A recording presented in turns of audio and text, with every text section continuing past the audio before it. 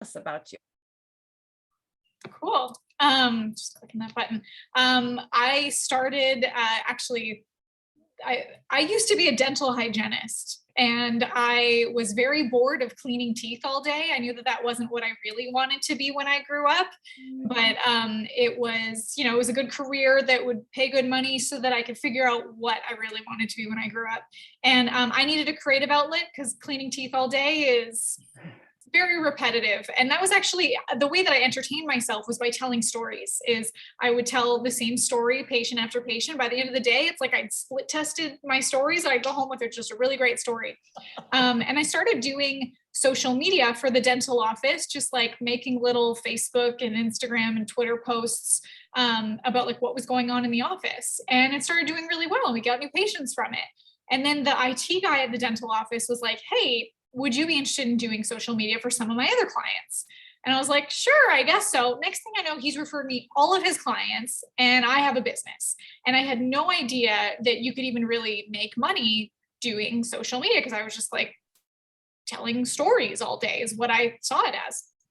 And I got client after client, just word of mouth. And then I was like, I should learn what I'm doing. I should figure out what I'm doing here. And a lot of my clients had very similar questions. They were all asking like the same things, same business focus. And so instead of answering them over and over, I started making YouTube videos to answer them. And I just like threw them up on my channel. Well, but then weeks later, some of these videos really started to take off. Like it wasn't just my clients that had these questions. There were people from all over the world, all over the States, all over Canada. I was living in Canada at this time. And I was like, wow, can I do that again on purpose? Can I do that again for my clients?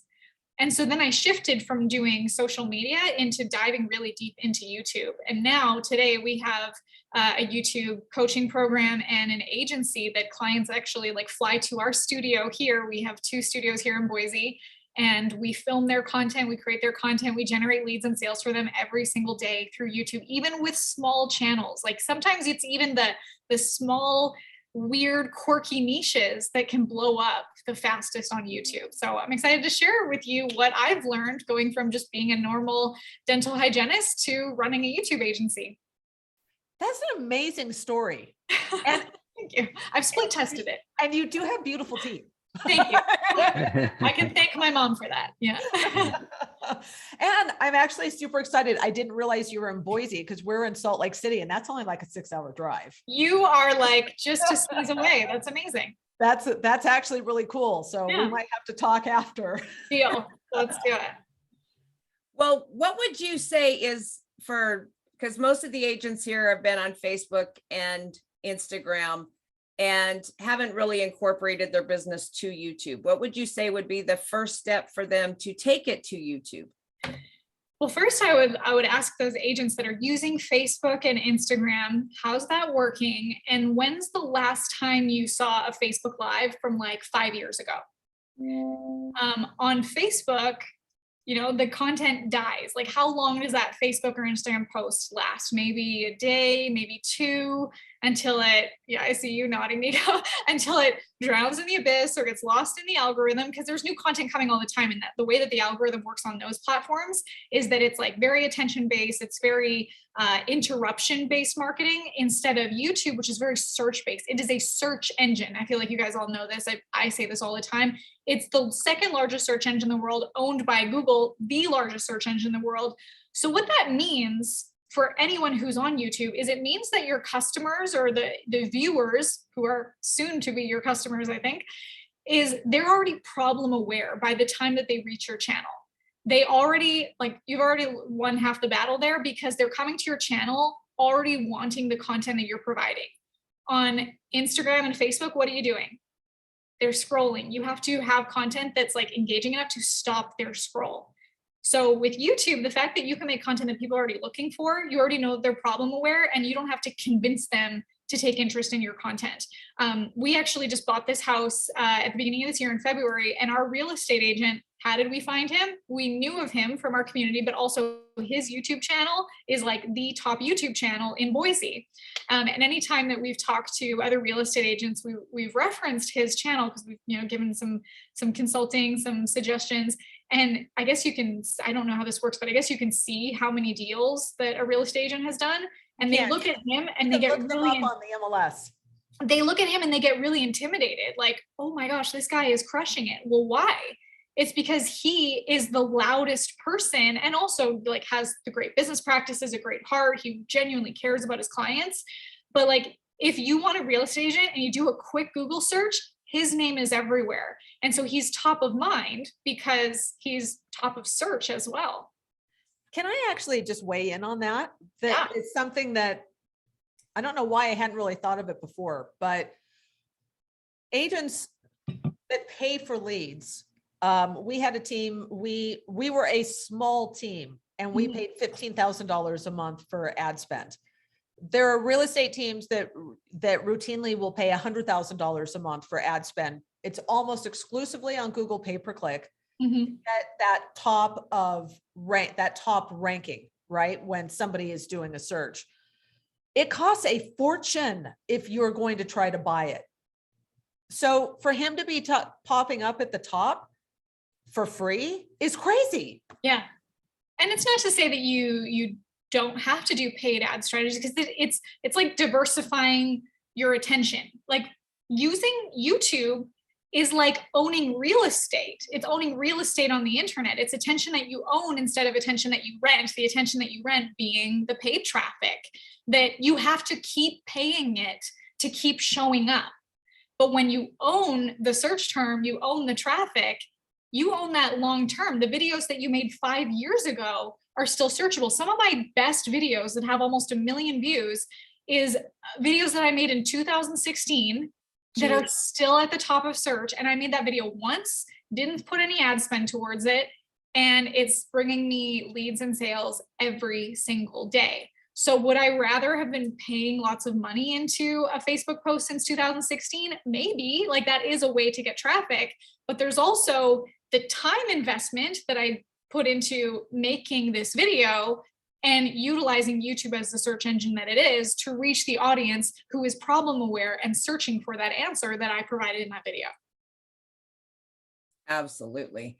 In fact, before we got on here last night, I was looking over my YouTube channel and I have one video that I made back in, I believe it was 2018, that has had more views than any other video I've got on there. And luckily I didn't have to do it twice. Right.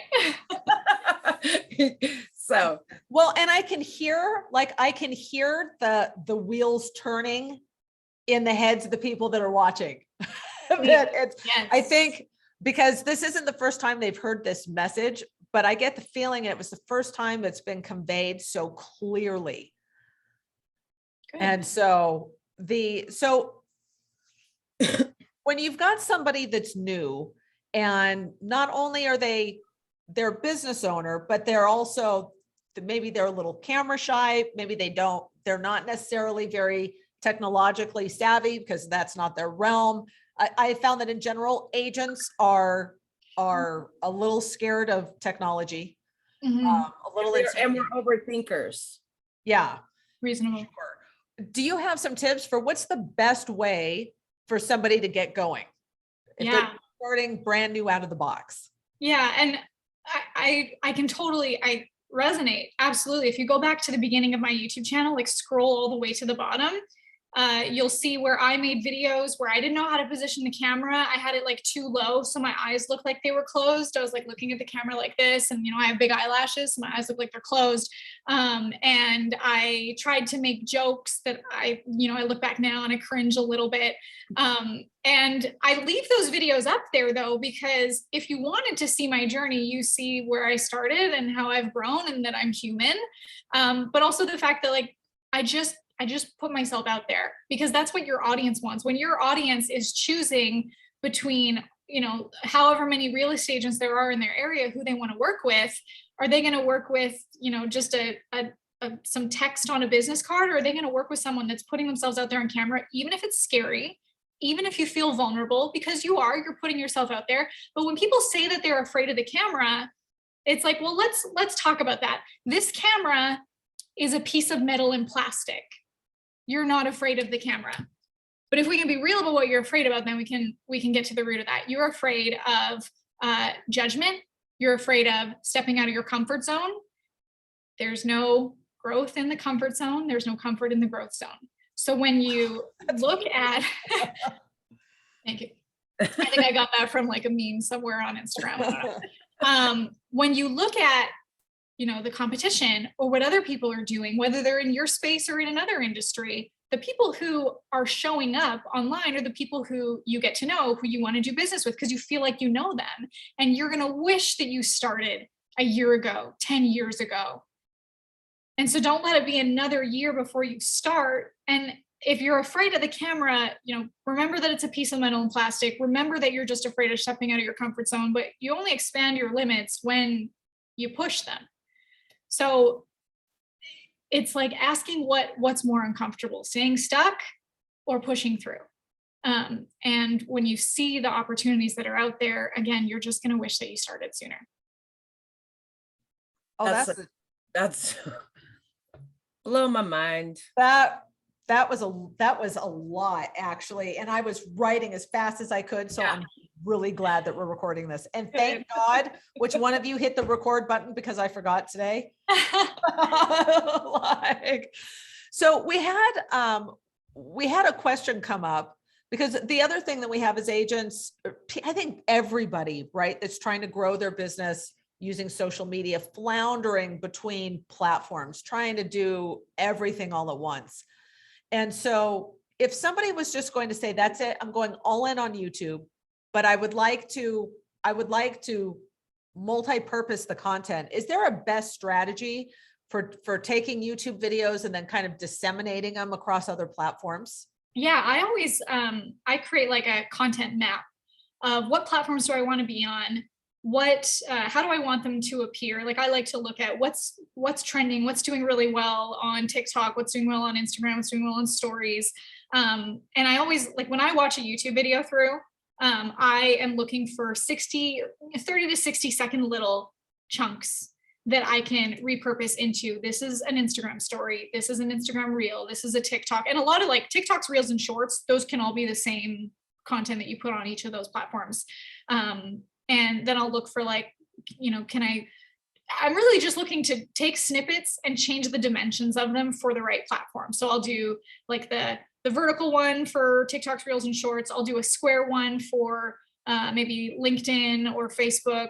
I'll do maybe a vertical one for any of those platforms, really. And what I'm looking for, though, when I'm repurposing the content is, how do I create a snippet that is a hook to go watch the full video? That it's like, when you think about when you go to the movies, if you watch a movie trailer and you feel like you already know the movie, why would you go watch the full thing?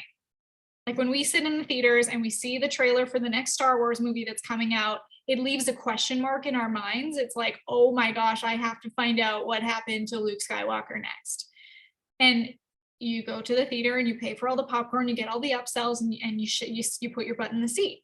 So we need to create our micro content in a way that leaves a question mark, like, I need to find out what happens. I'm going to click the link and I'm going to watch the whole video all the way through. And we think about that when we're creating the long form videos too, is how do we plant seeds and hooks for like what's coming up later that's going to keep them watching all the way through?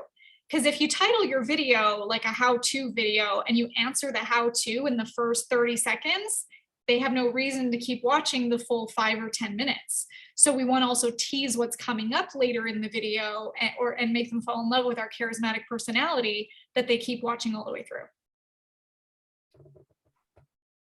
So that was awesome. That was awesome. And then we had one of our questions, which was Stuart had really asked, hey, like, how did that help, Stuart, kind of clarify, how do you move platforms? So we've come across a couple of people too saying, because, right, it's just so easy to share. You're like, well, I'm just going to share my link to Facebook, or I'm going to share. So what's your take on that?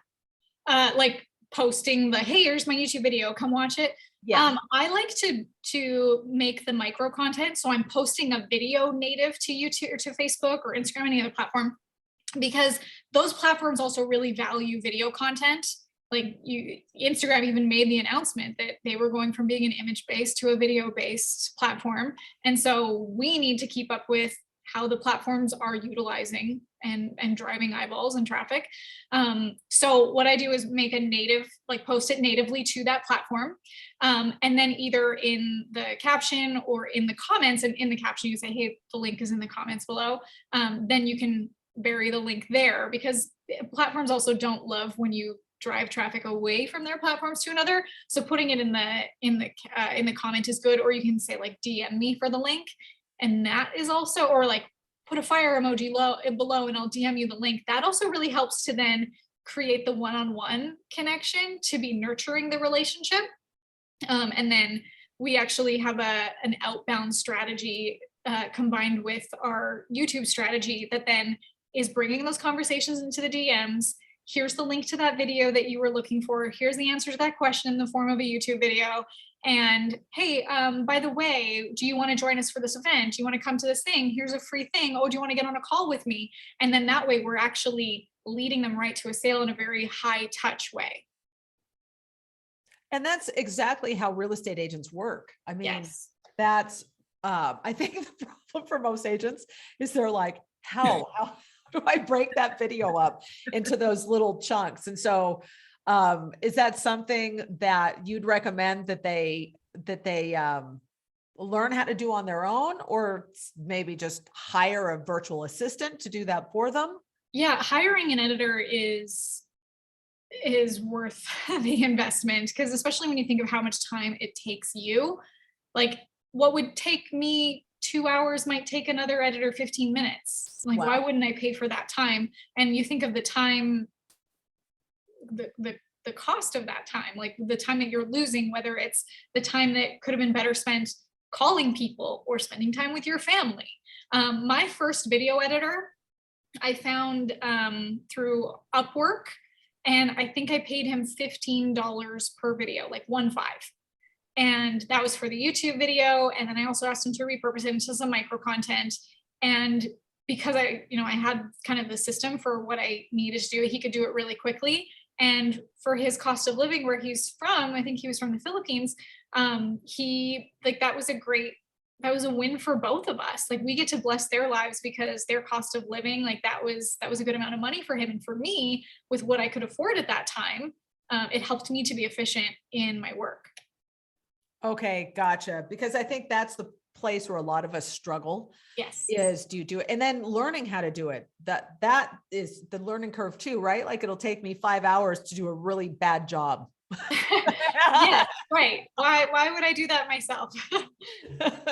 Well, I think the editing conversation Bella and I have had numerous times over this week, and that's on the bucket list because it takes me forever to edit, and then it never looks like the pros. Right. And you think about the time that it would have taken you, what else could you have done that's revenue generating in that time? And the quality of that video, would that bring you an ROI? Right. If it were just higher quality. Yes. Gotcha. Now I have a question on when you're doing up your descriptions for your videos. What are some tips that you do there? Yeah, the descriptions. So there's like the importance of SEO, and also the importance of hooking in your audience. So on the SEO side, like, you want to be reiterating the keywords in the copy that you want YouTube to rank you for. Like, what is this video really about that you want it to show up at the top of search? YouTube will see, like, it kind of transcribes your videos to see what you're saying in the video. And then also the text, like the copy in your description, is important to reiterate like what you're saying in the title, in the video, in the tags. And then we want to put links that you're referencing in the description. So whether it's like, click here to book a call with me, or click here to get my ebook or free guide or whatever. And we want to put that like close to the top of the description, but not right at the top. The first 3 lines, small paragraph, is what the video is about, hooking in your audience. Because when you look at, like, if you search on YouTube for any topic, the things that people are going to see is the title, the thumbnail, and the first like 2 or 3 lines. We want the 2 or 3 lines to give them another reason to click on your video in the sea of all the other videos. And so you want to put the link close to the top, but maybe like 2 or 3 lines down. So they don't just click it and leave. They have to actually. Yeah. Well, Yeah, take a I'm look. noticing now they give you that option in there where you can choose 3rd line down, or if you want it to hit at the 4th line where you drop your link in YouTube. Nice. And so for the entrepreneur, because agents are not much different than most entrepreneurs, although they often don't consider themselves entrepreneurs, which I find interesting. But for all intents and purposes, they are. Totally Are there, when you're trying to help a business owner say, okay, we're going to start this YouTube channel, is there a certain kind of menu of content that you recommend that they start making right at the beginning? That's a great question. YouTube being a search engine, we want to be creating content based on what people are actually searching for. So, and there's tools that you can use to see what are people searching for around these keywords. So like how-to content or what to, whatever, like that always is helpful. But I also want to make sure that we don't just get lost in the informational how-to content, because that kind of content can bring people to the channel, but what's going to make them stay? What's going to make them stay is your charismatic personality, the stories that you tell. Like, think about the channels that you might have found. Like, if you are looking for, I'm trying to think of maybe something I've needed recently, how to change the oil in your car. I don't really see myself subscribing to a channel about that, because it's like a one and done. Like, I'm just looking for how to find that and not really continue the relationship with someone who knows car mechanics. But if they were like really funny and told stories while they were doing it and kept me captivated even through the content that I came there for, I might subscribe to that channel. Or the business people that I follow, more than just how-to content, they're sharing like their struggles. They're sharing what, maybe where they failed and how they got back up again. And those are the kind of videos that I would even watch on repeat, it wasn't just like a one-time thing and I never came back to that video again. I might go, oh, there was something that they said that I really liked, and I'm actually going to share it, and I'm actually going to watch it again because I wanted to sink in deeper. So I like the kind of stories in content where like you really are speaking to the viewer, like tugging at their heartstrings, the pit of their stomach, the things that are challenging to them the most. And one of the ways that I do that is I create like a story inventory. Like, I'll think of even like something that I overheard at the gas station, or a conversation, or a memory that popped up, and how can I relay that back to being a takeaway or something that my audience can resonate with. So, and like sometimes I'll think of the concept that I want to share and then be like, okay, what story can I attach to that? Or sometimes I'll think of the story first and think, what's the moral of that story to share? It's like chicken or the egg. It's not always which one comes first. So like one time I was, this memory of my grandfather popped into my mind, and it was just this sweet, tender story that I was like, I wonder if I can share this, and what's the like the message I really want to get through to my audience. And so the story is about how my grandfather, he was a farmer. But before he was a farmer, he was a photographer.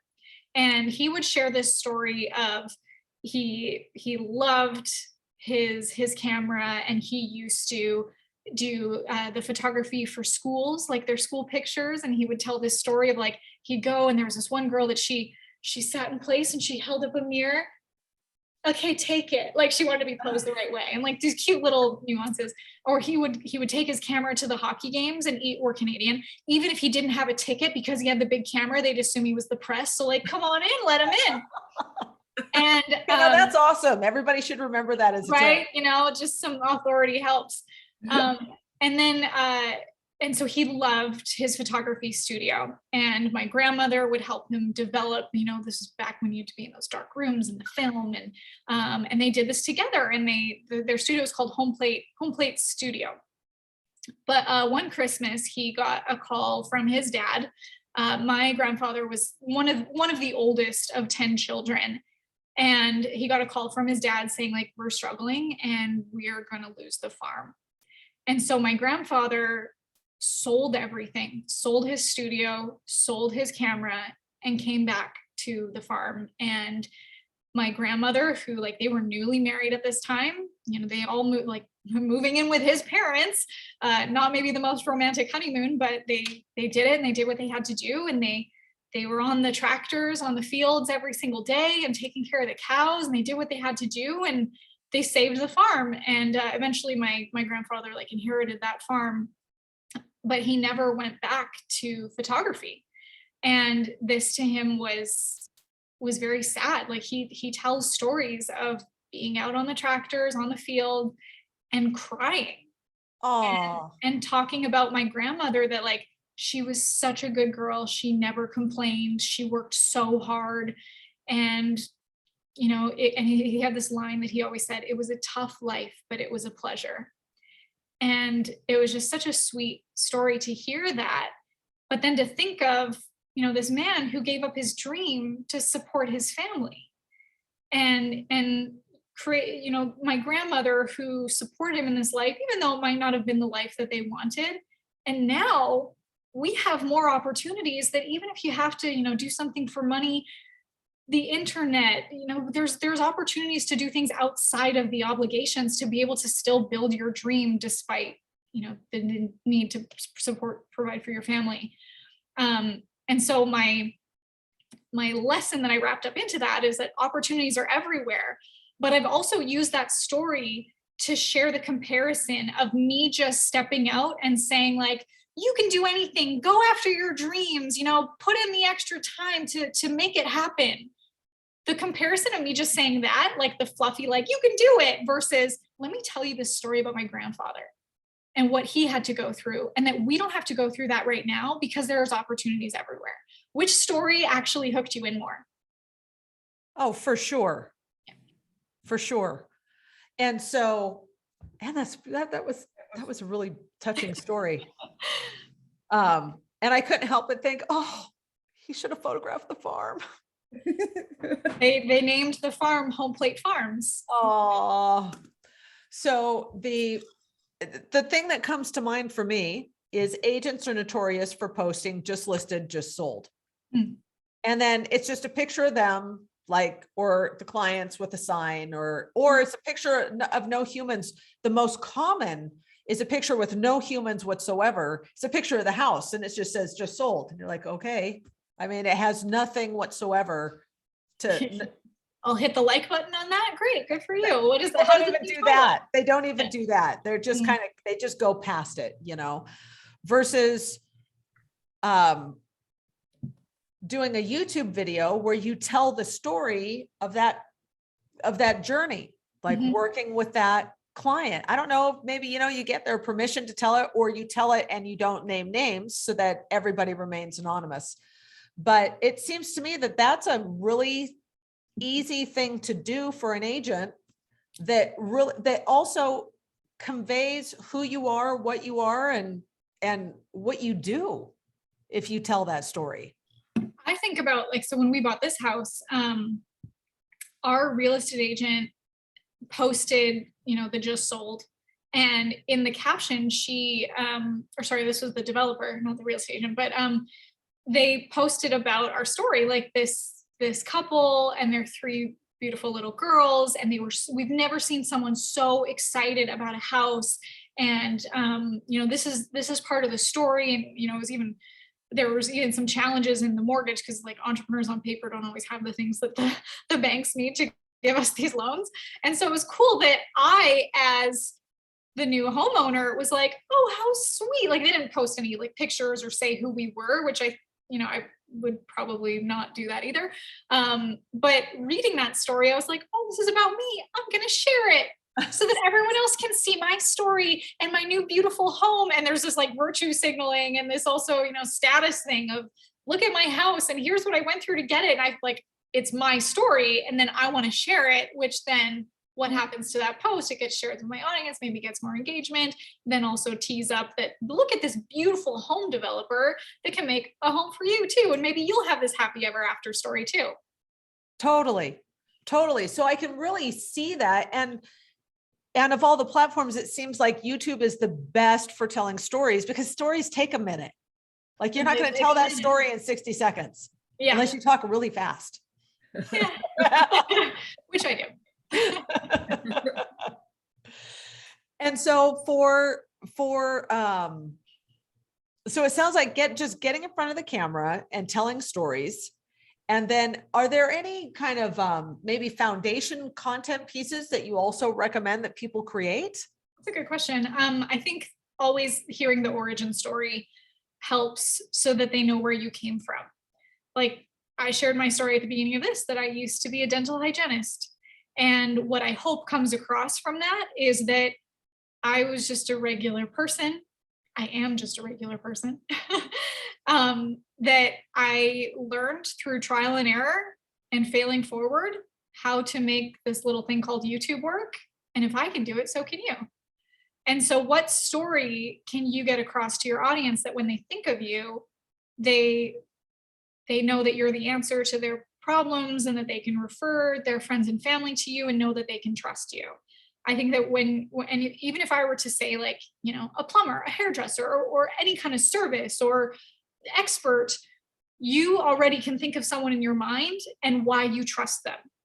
And so even if you've never met them, like when you start to put content out online, it's also really interesting the people that can approach you in person that know you better than you know them, because so far we've had a one-way relationship. Although social media is social, we do want the interaction to go back and forth, but it's cool how people who might not have even ever commented on your stuff before, they know your story and they feel like they were a part of it. They feel like they were your friend talking to you over dinner and getting to be a part of your life experience. And I'm just reading some messages that have popped up. Yeah. Because I think they sent them to me personally. So one of the questions we've got, Marley, is, okay, this is when Tamra was like, we overthink stuff. How important is your account name on your YouTube channel? I get stuck right now on choosing an account name because I'm trying to optimize it so people can find it. And so it pops up at the top. So, and this is from Landon. So I think he's wondering, like, maybe should he use his own name as the name for his channel, or maybe a name that's searchable that kind of indicates what the channel is about?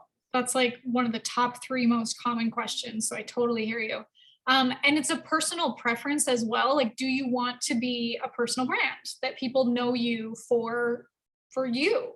Do you want to be known as just a company and be a face of the company that then maybe the face of the company can change over time? And it's a personal preference. Like my real estate agent went by his name, like Brian, Real Estate Boise. And so that's an option for you too. I think it's just how much do you want your name to be put out there, and maybe for different industries. So being real estate, people connect with people. Like if I'm going to call a company, I'm going to hope that the person that they connect me with is someone that I like. But if I have the opportunity to kind of like screen them and Google them or check them out on social media first to see if I resonate with them, have things in common with them, I'm probably going to do that. And I'm probably going to choose as much as I can, because this is a really important decision. This is like the future of your family. And buying a house, buying anything that has to do with real estate is a really important life-changing decision. So I want the experience to be enjoyable, and I want to remember it as like a growth experience that made me better. And then I want to be able to refer people, like refer my friends and family. If I trusted this person, you can too. And so and let's see. So, and I think he made this one public. So to expound more, I'm wondering if I have an account name that's part of what people are searching on YouTube. So I think he's asking, if he names it after, so let's say Landon does living in Salt Lake City. Would he be better off? And I think you kind of answered this, choosing a name that's searchable. If somebody is just randomly online searching for Salt Lake City property and they come across his channel. Versus, I think it sounds like he's afraid if he just named it Landon McDougal, nobody's searching for Landon McDougal. So his site might not pop up to a more generic search. One thing is you can always change the name of your channel. And and even ask yourself, like when you're searching for YouTube videos, are you looking at the video because of the name of the channel or because of the content of the video? Like I rarely pay attention to the name of the channel. I'm looking at the videos that I'm looking for. You can show up in search much better for the videos you're making, not the title. So if anything, that's good to know. Yeah, name it after yourself and you can always change it. Okay, so that's great to know. Actually, I think that really cleared something up because that's even been a question of mine over time because I just name everything my name because I figure people are just going to your name won't change.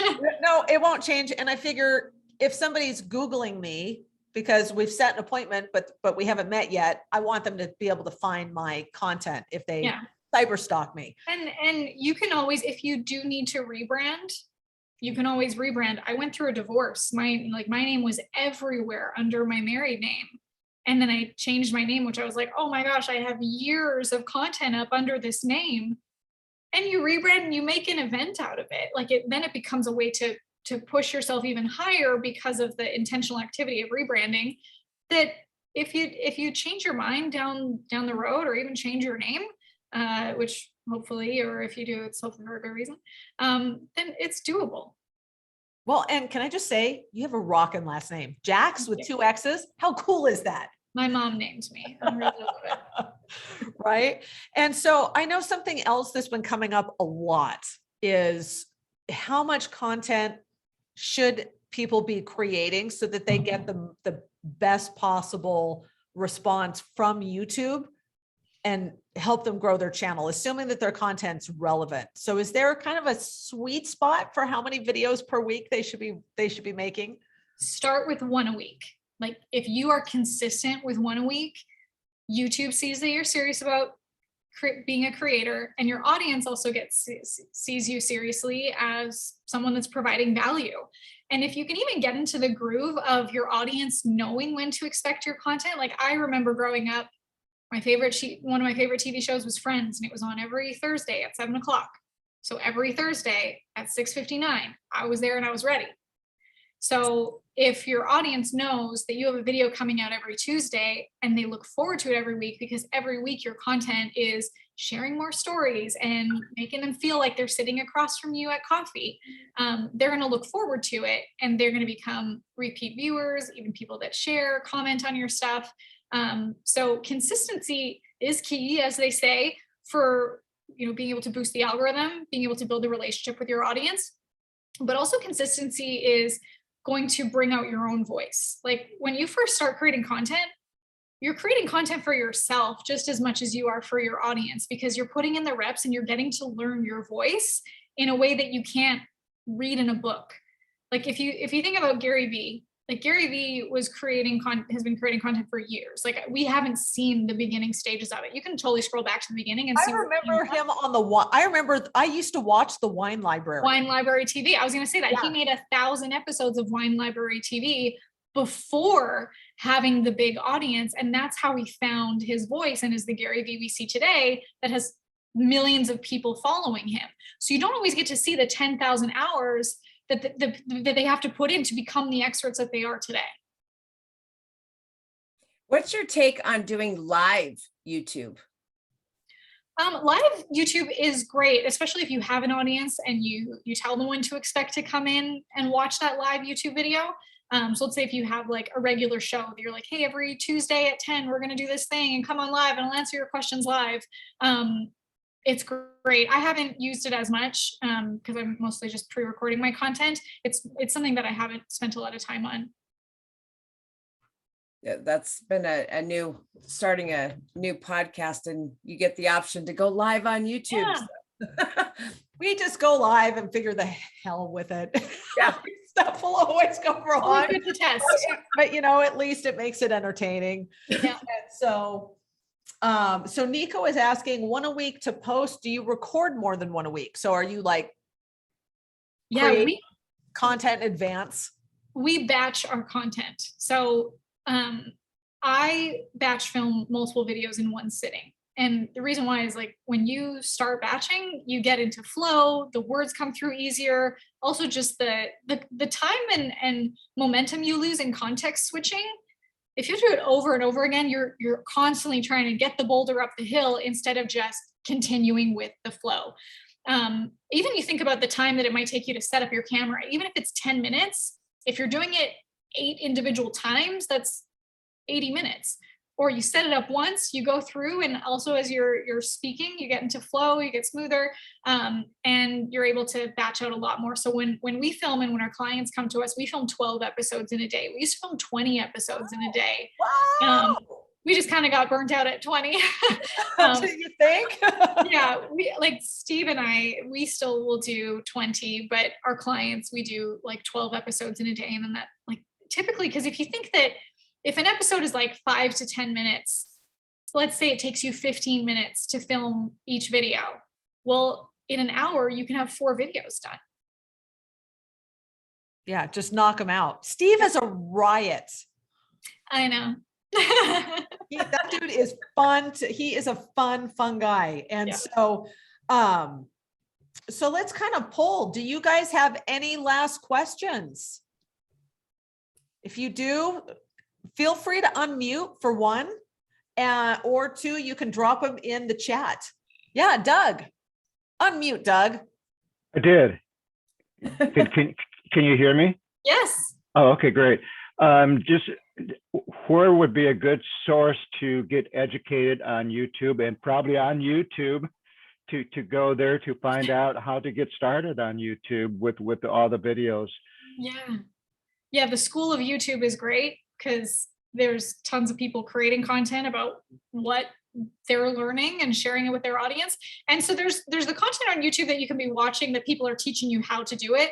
But there's also the content that you're just observing how they're doing it. Like it doesn't have to be how to build YouTube, how to make YouTube videos, but it could be some of the best vloggers who are talking about completely different subjects, but just observing what are they doing that's working really well for them? What is it about their formula or the way that they speak or their charisma that I want to take away and implement into my content? And so I'm like, or even TV shows, like I watched Stranger Things just came out. So I love that show. And I'm like, how are they writing these scripts in a way that keeps me so engaged? And like, how can I bring what I'm captivated by from a Netflix show into my YouTube channel? So yeah, of course, there's tons of YouTube content. And of course, like you could Google and find some of the top performing videos. Of course, my channel has lots of content. I've been sharing what I've been learning about YouTube since 2016. So I'd love for you to come check out that channel, of course. And guys, Wonderful. we will be linking to Marley's channel. So when we send out the replay of this, we'll send links to everything. Everybody should go follow her and sign up for notifications when she puts out new stuff. And Cool. so Marley, if somebody wanted to actually work with you, so let's say they're like, okay, I'm all in and I just, right? Because you got time or money. And if you're lucky enough to have money, because they have a whole lot of time. So if somebody wanted to reach out and start working with you, how do they get in touch with you? If you ever want to just talk to me, one of the best ways is Instagram. I respond to all my messages, my direct messages there.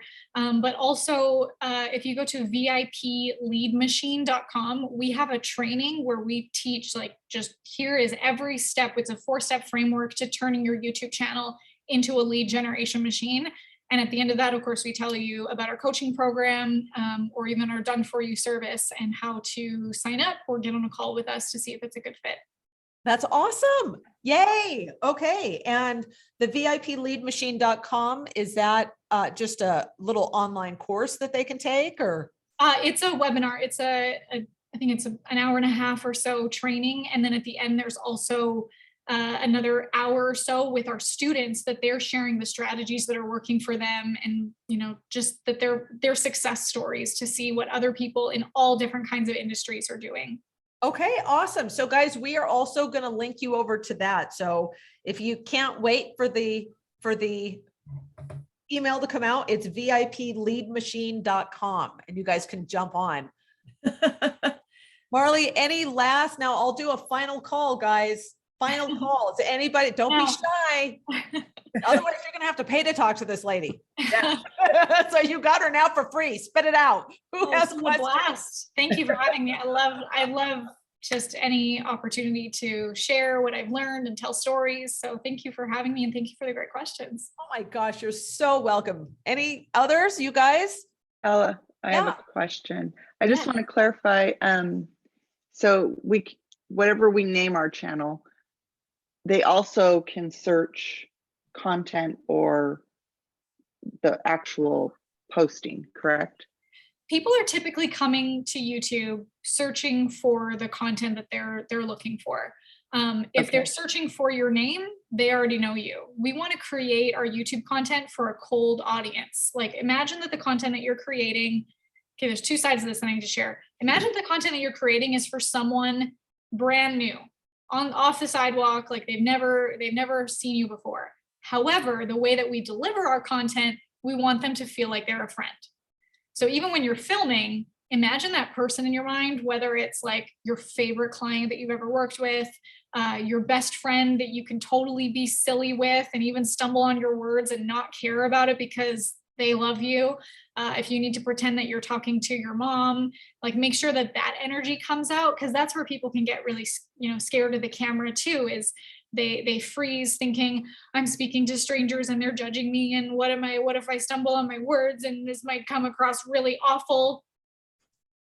Don't worry about that. Like just share your content, speak to them as if you are speaking to your best friend, have that person in your mind so that you're not talking to an inanimate object, you're talking to a human who also has flaws, who also is worried about people judging them. And they're so worried about people judging them, they're not judging you.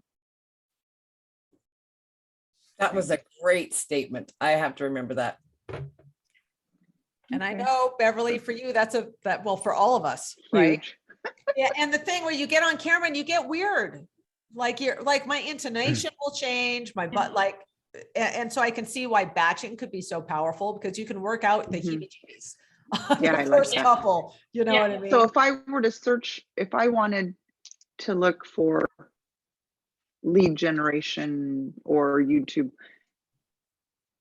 and I didn't know your name, I could put just words to search by, correct?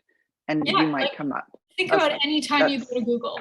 Anytime you go to Google, you're just searching for an answer. You're not, unless you know. So using your name as your channel is fine as long as you title your content. Yeah, people to are more specifically. When people find my channel who've never heard of me before, it doesn't matter. Like they could be finding Marley Jaxx, they could be finding Steve Larson, they could be finding Tamra Simons. Like they're looking for the solution. They don't care who it's coming from.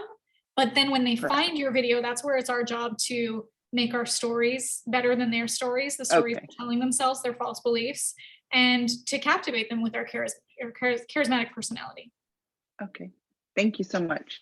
So, and I think it's a question because it's come up a couple of times now. And so maybe we can just like really put it to bed for everybody. Are there some best practices for naming videos so that they have the best chance of pulling up if somebody is searching for that topic? Yeah, we want to be titling our videos the way that people are searching for them, but also still with a hook.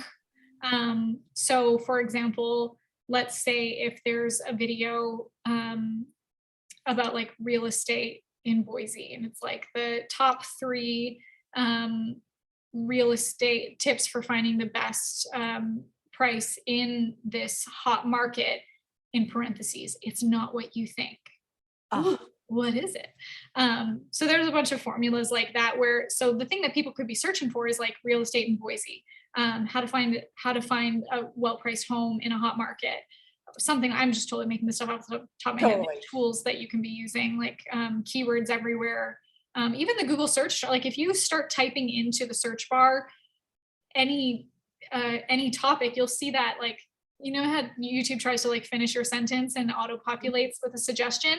Those suggestions are auto-populated based on what people are searching for. So you could even make that exact title right there. Oh my gosh. So you could just like Google title your video. Yeah. Yep. Okay. That's just genius. I love that. I'll be here all day. Because it's, sometimes I know it's self-evident, but sometimes it's hard figuring out how to name it.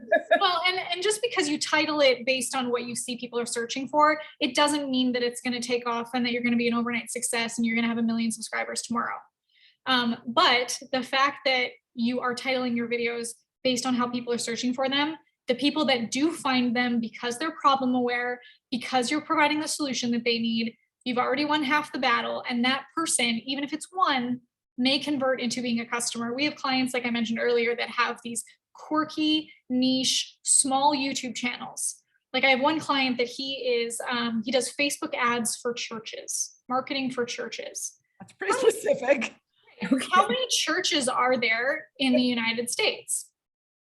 He started his YouTube channel a year ago. He has 5,000 subscribers.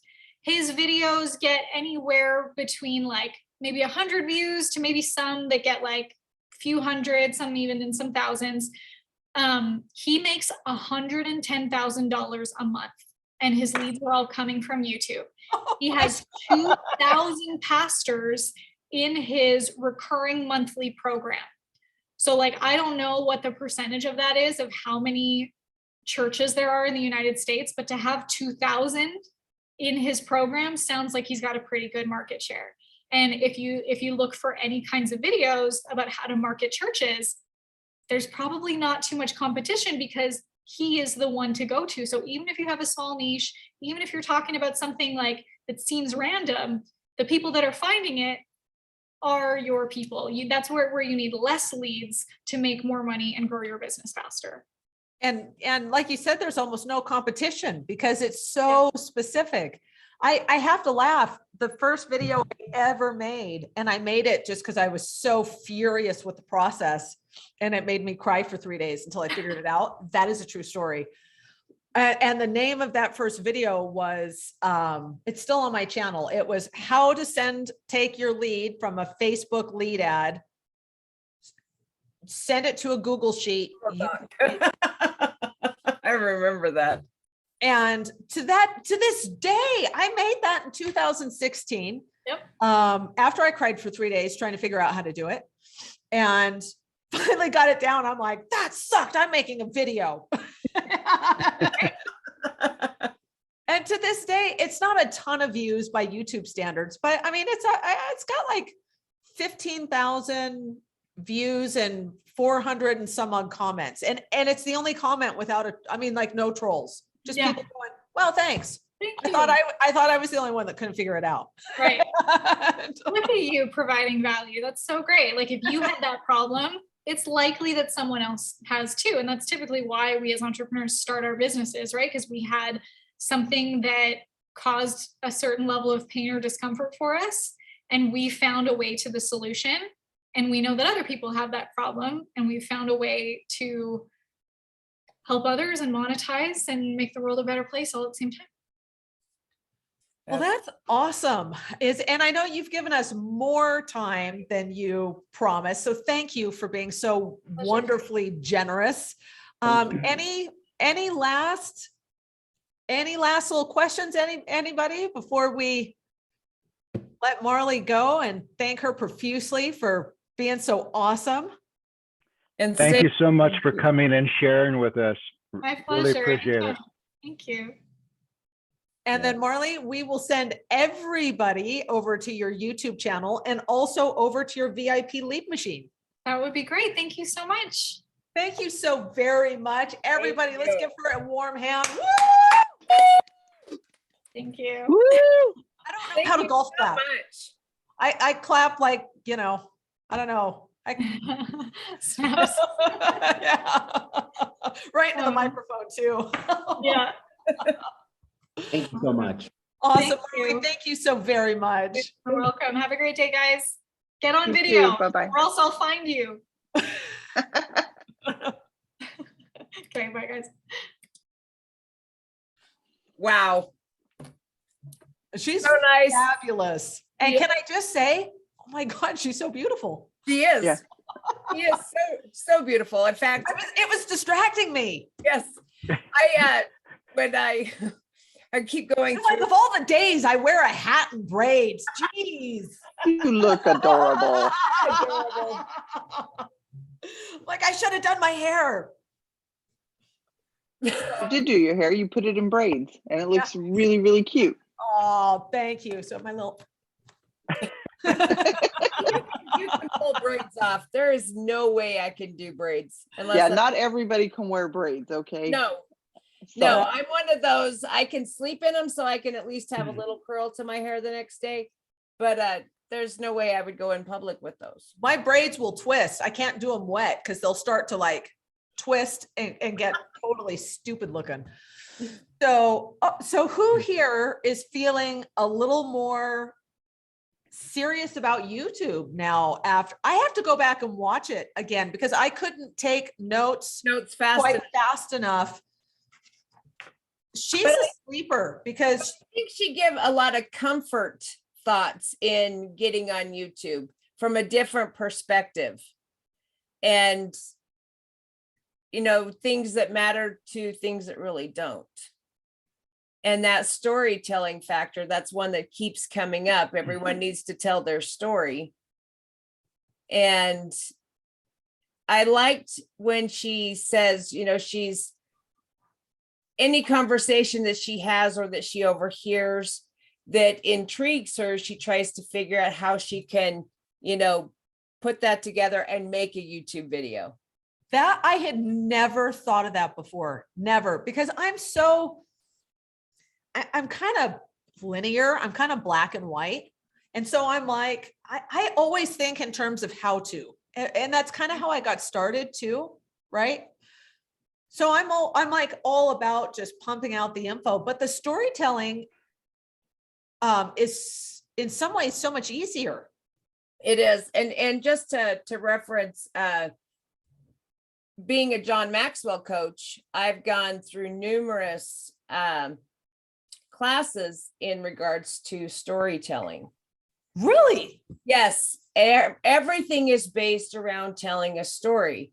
And so each day that we've been doing the video challenge, it continually resonates. You just need to tell a story, and everyone has a story within themselves. So whether it's about your business or about your personal life or the house that you just sold or the home that you're going to list, everyone has a story. So you can always put that on video. And so let's talk about that a little bit more. And then Judy, I just saw your question. So we're going to talk about that too. So it occurred to me, like, content can kind of write itself on YouTube. So guys, could you tell a story about your last listing appointment? Yeah. And like how it went down and what their concerns were and or could you tell a story about the last seller that you closed, right? What that looked like, what it went through, here's something that's kind of interesting. And I think it was yesterday, I think Jeremy touched on it, was who's been hearing, well, anybody can sell a house in this market. And furthermore, because houses are selling themselves, oh my God, we get 20 offers in the first day. Why should we pay you? Right? Therefore, we don't think we should pay you. Yeah, Megan, absolutely. You are so welcome. Oh, and that reminds me, guys, before everybody jumps off, hold on. I got the link. Oh, bloody hell. I just closed the link. Let me reopen it. Survey time. Survey time. It's survey time. Okay, so that actually freaked me out a little bit because in my house, we do a thing where we go, it's torture time. And that means somebody's about to whoop your ass. And usually in the most horrible way, like via tickling. Oh, And so like, yeah, so if you hear that high voice, it's torture time, you just run your ass off in my house, just for the record. And you usually, I run and I scream like a little girl the entire time. So it's survey time. So I just dropped the Everyone's survey. gonna make sure they fill it out or they'll be running so that they, don't have to experience the wrath because they didn't. That's right. So we just dropped the survey in the group. Okay. So could you tell, so one of the consistent things, and we've talked about this a number of times throughout the last 5 days. I personally, now I'm not telling you it's right or wrong, good or bad, but I personally, in my own business, I do not cut my commission. I do not. I list homes for 6%. When I work with buyers, I sign them for, I sign buyers at 3% on a buyer broker agreement. So that's what I expect to make in my business. This is a decision I made for myself 17 years ago, and I do not come off. But one of the things I've heard consistently from agents is that they're getting a lot of pressure to drop commissions. And as a listing agent, one of the reasons is, well, the homes are selling themselves. Why should we even pay you? What are you doing? Working for a day? So what if you did a video where you're telling the story of what it was like to sell your last listing, right? And you could tell everything from, you could talk about really that important meeting, that important sit down with the sellers, where you're really taking a deep dive into what's going on with them. What do they need? What are they trying to get accomplished? Is it time? Is it money? What is it? Do they have another home on the line? So if this deal falls out, it takes out the next one too. Was the money on that next deal non-refundable? Was it an out-of-state move with non-refundable money on the next home? I've had more of those than I could count in the last year on our team, where we're talking high stakes, right? The seller is under contract, seller in Utah, under contract on a house in Texas. They've got $40,000 of non-refundable earnest money on the line there. So yeah, maybe they got 40 offers, but what if they pick the wrong one? What if they pick the wrong one and it falls out and they can't get an extension on the Texas deal, and they lose not only the house, but they lose the house, the 40K, and now the job transfer is screwed up because the timing's off, because they have to start over from scratch. So they blew their timeline for the job move too. These are high stakes, right? So could you tell a story about, what the seller's needs were? What was at stake for them? Putting together a strategy, making sure that you got as many offers as you possibly could to choose from, because you do staging and marketing and great photography, and you make sure the home is everywhere. And then, okay, the offers start piling in. Guys, come on, a freaking chimp could get 20 offers in the last 24 months. Okay. Right. But it takes a seasoned, knowledgeable professional to go through those offers, right? How many of the time are you talking to the buyer's agent? You're talking to the loan officer. You're trying to depend. Is it cash? Is it really cash? Do they really have the cash? Is it tied up? You're sorting through these offers. You're throwing them in spreadsheets. You're like doing all of this analysis. And more often than not, you're doing it at 1 o'clock in the morning, right? Because we tend to work crazy hours. And then you're sitting down with your people and you're trying to make the best decision for them. And then do we put somebody in backup just in case something gets horribly sideways and you need to move somebody into first position fast to save your clients? Guys, if you told that story in a YouTube video, what do you think? What do you think would happen? What kind of response do you think you'd get? Oh, I think you would definitely be have an engaging post, for one, because there's how many buyers out there that are still in the process of, okay, do I jump in or do I not go at this time? I mean, you would have a selection of sellers at the same time looking at that, going, okay, this is possible. This is something that, we could go through, but we want to work with an agent that's done it, knows how to handle it. So maybe we'll inquire with this agent. Yeah. And if you run them through the story, do you think people's mindset about the process might change? Like all of a sudden they're like, Oh, I didn't think of that. Oh, sheets. I guess it's not as easy as I thought. Wow, that's a lot of work. Oh, thank you, Judy. So there is a story I need to tell on a YouTube video, and it never, ever, ever occurred to me. And I need to tell it as a broker. Yeah. So, and I'll tell it to you guys really fast, right? We talk all the time. Why should you come work with us? Why should you join our team? Why should you join our brokerage? Well, I had a new agent. She was struggling because the market's been really tough with buyers, right? She had a buyer. She lost 5 bidding wars. Her buyers are getting ready to leave. They're going to quit because they're worn out and they're discouraged.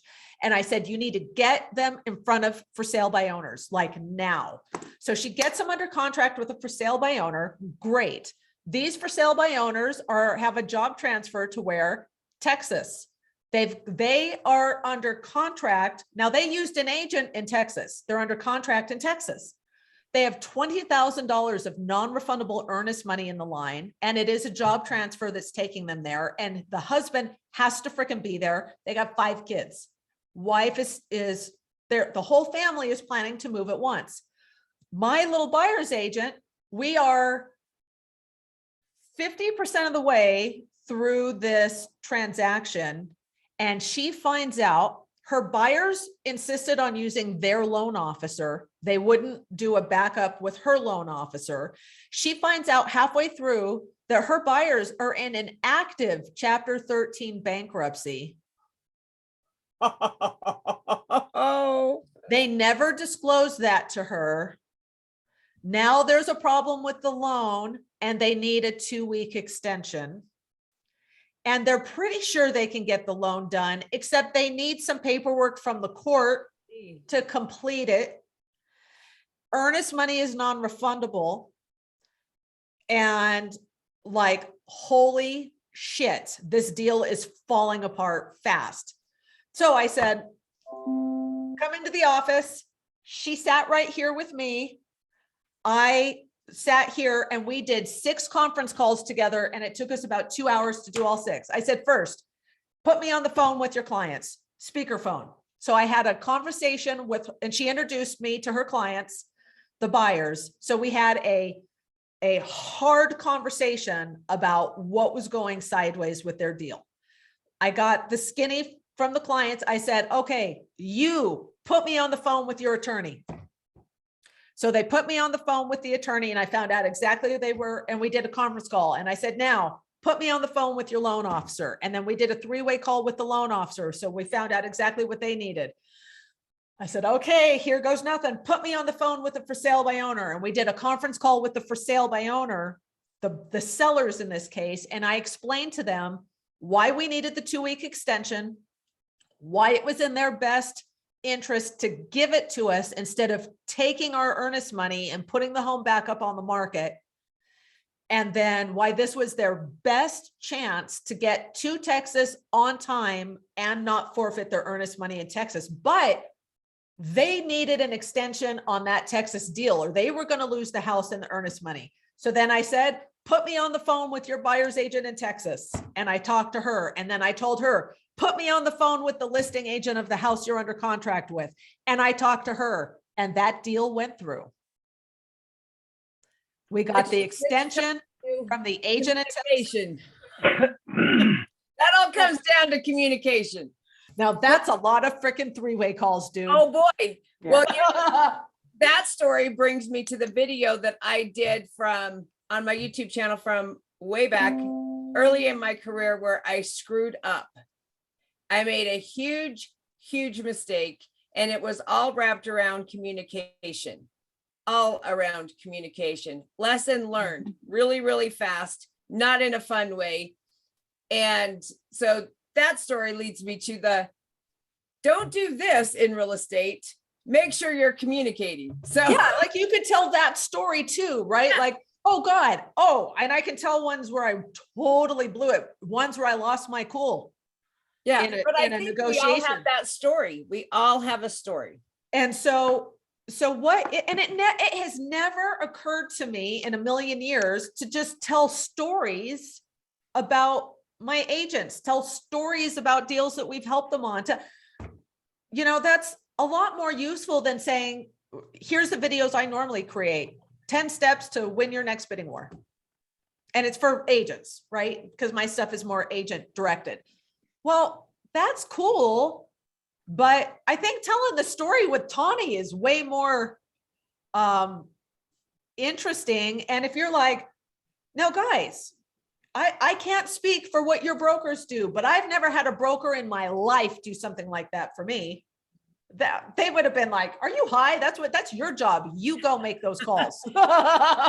You made the mistake, you get in there and fix it. It's your mess. You clean it up. I mean, Yeah, I've had and as an brokers- agent, I have done those kind of things. And Yeah. I think, you know, most of us go over and above, right? And I pride myself on that. I will fix the issues if I am able to. I will get on the phone with everyone and anyone to get this fixed for my client. to get it fixed. Who here is a buyer's agent? It has a story about showing a client 23 homes, going, you know, writing 10 offers.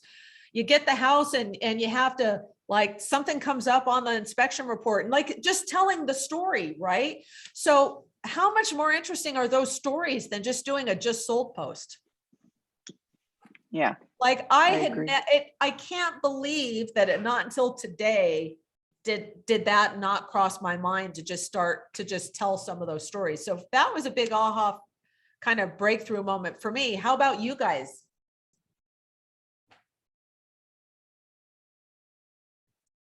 And we wait. I love The it. uncomfortable silence. I'm like, All I'm of a just sudden it I'm not gets gonna make it easy on you. I'm just gonna like sit here unmute, and unmute. stare at you. I'm just Well, gonna I'm looking through my notes if that's okay. Don't be so pushy. So is anybody feeling intrigued about doing longer form video? Does anybody, do we have Scary. anybody that think that maybe they want to give it a shot? Awesome. So I see Stuart, I see Nico, I see Doug. Awesome. And we may have some other people because I can't quite see everybody. And Judy's got her hand raised. Awesome. So Pretty did much. you get all of your questions answered, Stuart? In regards from the platforms, did some of those get answered for you? Yeah, because you know the reality is most of the stuff, you know, you can't tell a decent story, you know, in 90 seconds. And I like that she's taken, you know, using that where all, you know, all the goods are, and then just taking some snippets out to you know, as bait, so to speak, because as you know, you got these little reels that are all kind of funny. I posted some in the last couple of days, and you know, some of the stuff that I just thought, dude, that is so awesome and hilarious. And then honestly, I just did one yesterday of me pounding a sign in the yard, and like in one day I got 3,000 views. I'm like, that's not that cool. Wow. Yeah. So it's just really, really weird. So I'm just kind of playing with it. I mean, I've got some golf videos just to try to play with the platform and see what's going. I made another post, but in telling a story, you know, us agents were, you know, my story yesterday was you know, whether the weatherman has Punxsutawney Phil, the coal miners have a canary. What do us real estate agents have? Well, we have builder agents. When the market starts changing, guess what those builder agents do? They start calling us, you know, and so we know what's happening. And you know, now there's tens of thousands of dollars price reduction. They have ready to go models. Like, you know, 6 months ago they were treating us like, you know, we're third-rate citizens. I'm like. And now they're in our sales meetings. They're on their phone. I no sooner hung up with that person, I got 3 emails from builders. So I'm trying to figure out a way to, you know, I made a couple posts. I'm going to follow up with it and put a positive spin on it, saying, you know, now may be the time for you to go to new construction. If you went through that process before, it was painful, waiting lists, and then you think you're next in line, and then they open up, you know, one lot and say, everybody bring your highest and best. It's like, dude, these builders have just abused our clients, but you know, if we were there, what would we do? So we can't really be too mad, but that's a long story, and you can't tell that in an Instagram post. Right. Know? It's actually really, it's just listening to you talk about it just now. I was really engaged, Absolutely. you know? I was going to say the same. And so I think that, and you know what's so easy about it, guys? You're just everybody knows how to tell a story. Right. And so you can just look at the camera and tell a story. The other nice thing you can do with YouTube, you guys, is you can do it while you're walking your dog. Those are really popular, by the way, like just talking. I don't know if you guys know Ty Lopez. He's the king of just walking around, just being his normal everyday self, talking to the camera. And those are his YouTube videos. Yeah. You know what I mean? So you don't even need a setup for it. You don't need an office. You don't need a studio. You don't need fancy equipment. The only thing I would recommend is if, my God, I'm bending over my Sharon, it got my ribs. If you're walking about or if you're using your phone, like maybe get one of these little lavalier mics. Do you see? And then I just have a little adapter here. I'll like unspool it and show you guys. I just barely started using this. It made such a big difference in my audio, because here's the thing. On YouTube, your audio matters more than your video, because they can see you fine. They don't really care if you're walking around, but if the audio is bad, people will stop listening on YouTube, right? Because they are there to get the content. Like static in a radio station. Your favorite song could be on, but if there's any static, boom, they're gone. Yeah. So I bought this on Amazon. Okay. So do you guys see this little adapter? You got to get this little adapter because otherwise it's like a microphone connector. See? Okay. So you have to get this little adapter and then it just plugs. Where the F is my phone? It plugs right into the bottom of my phone. And this little guy, you just, and it's really long. It's so long. My arms are far longer than the cord. So like, it's fine. It could be on and I even have an extension for it if I need it to be longer.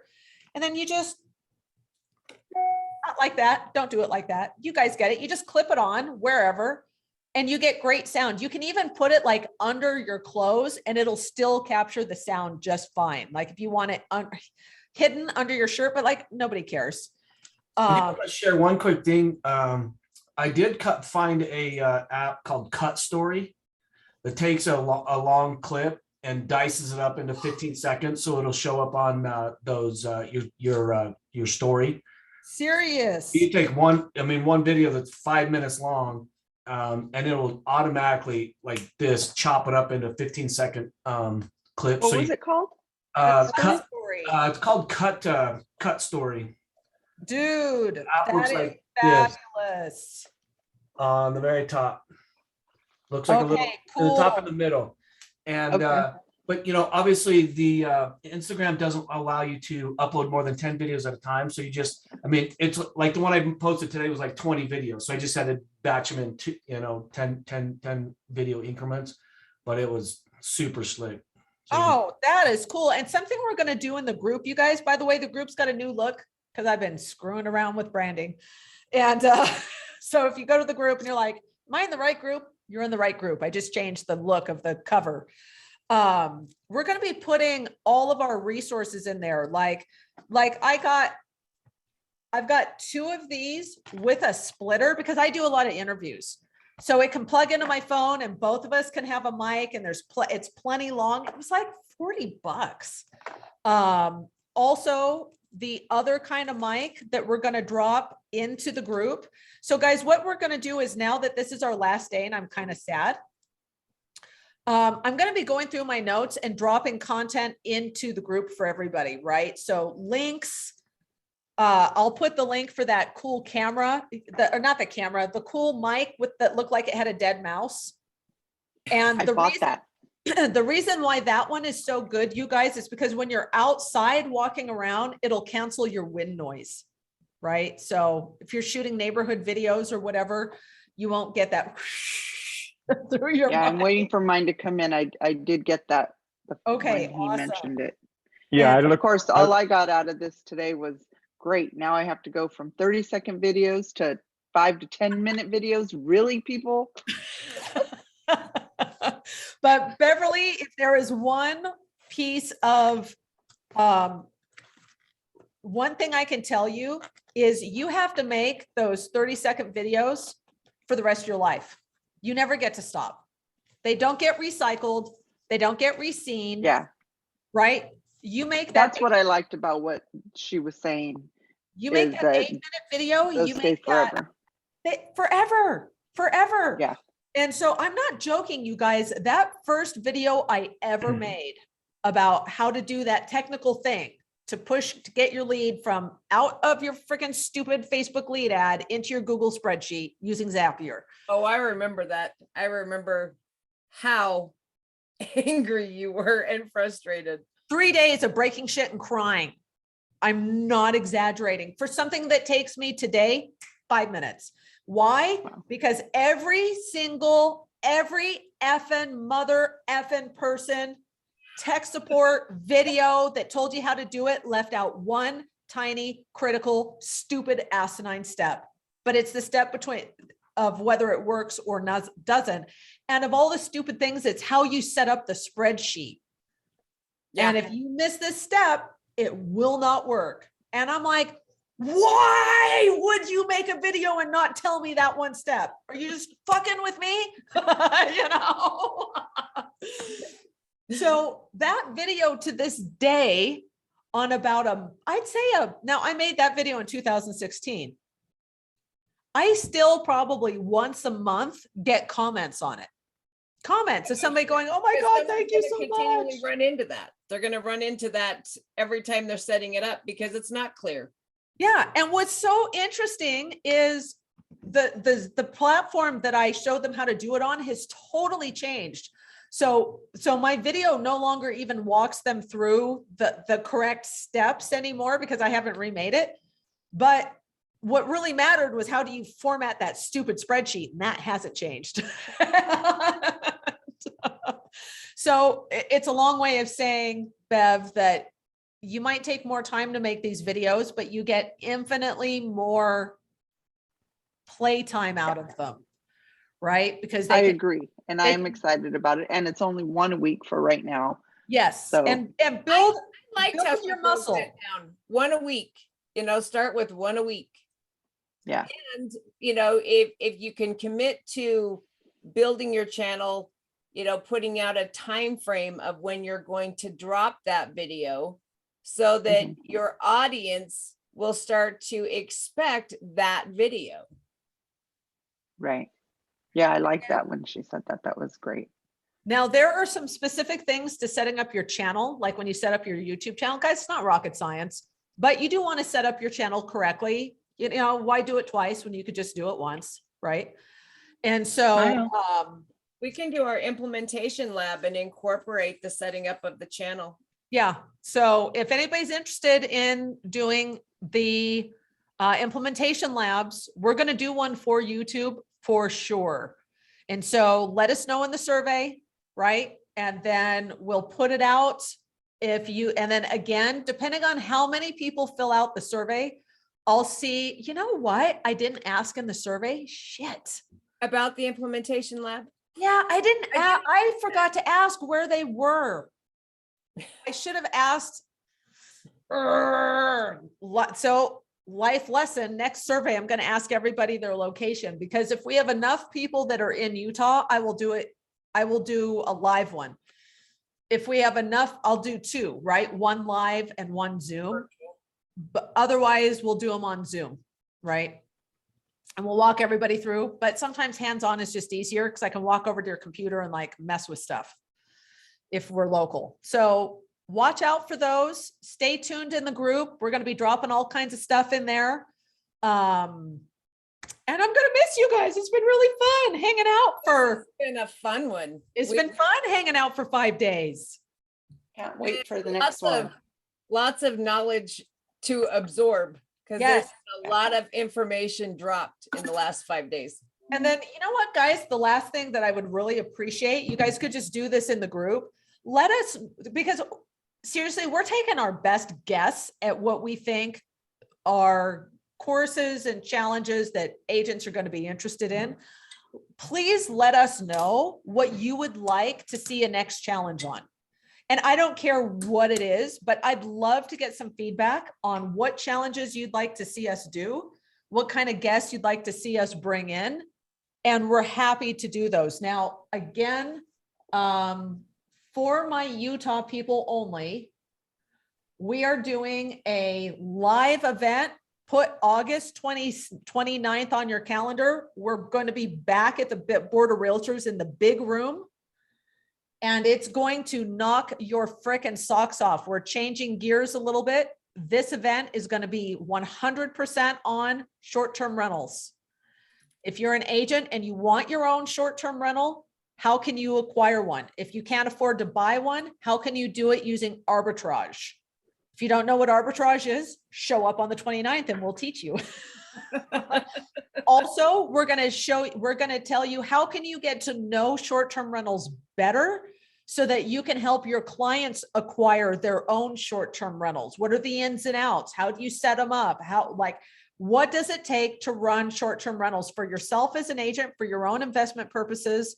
But also you guys could pick up an extra 5 to 10 deals in the next 12 months, because you probably all have clients with equity in their homes who would like to have an investment, who would like to do a short-term rental, that if you were to be able to drip out content to them, share content with them on how they could build their wealth, like look at the dump the stock market has taken.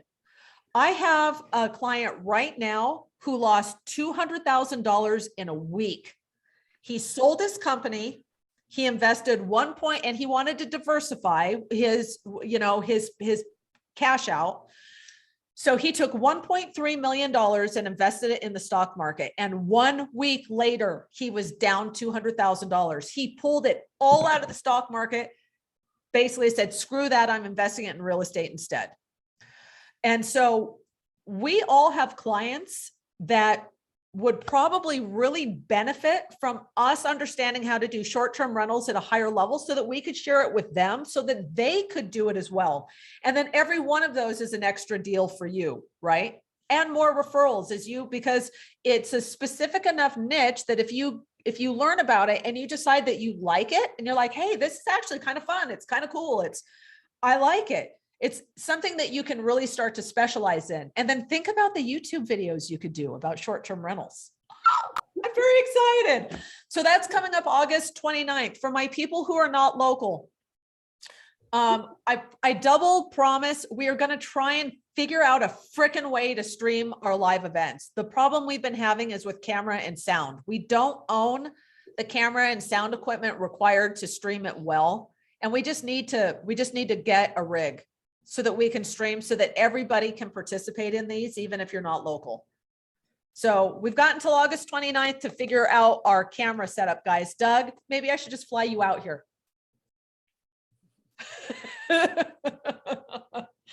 For those that don't know, Doug is a great camera guy. He's just modest. Oh, no. One Thank thing you.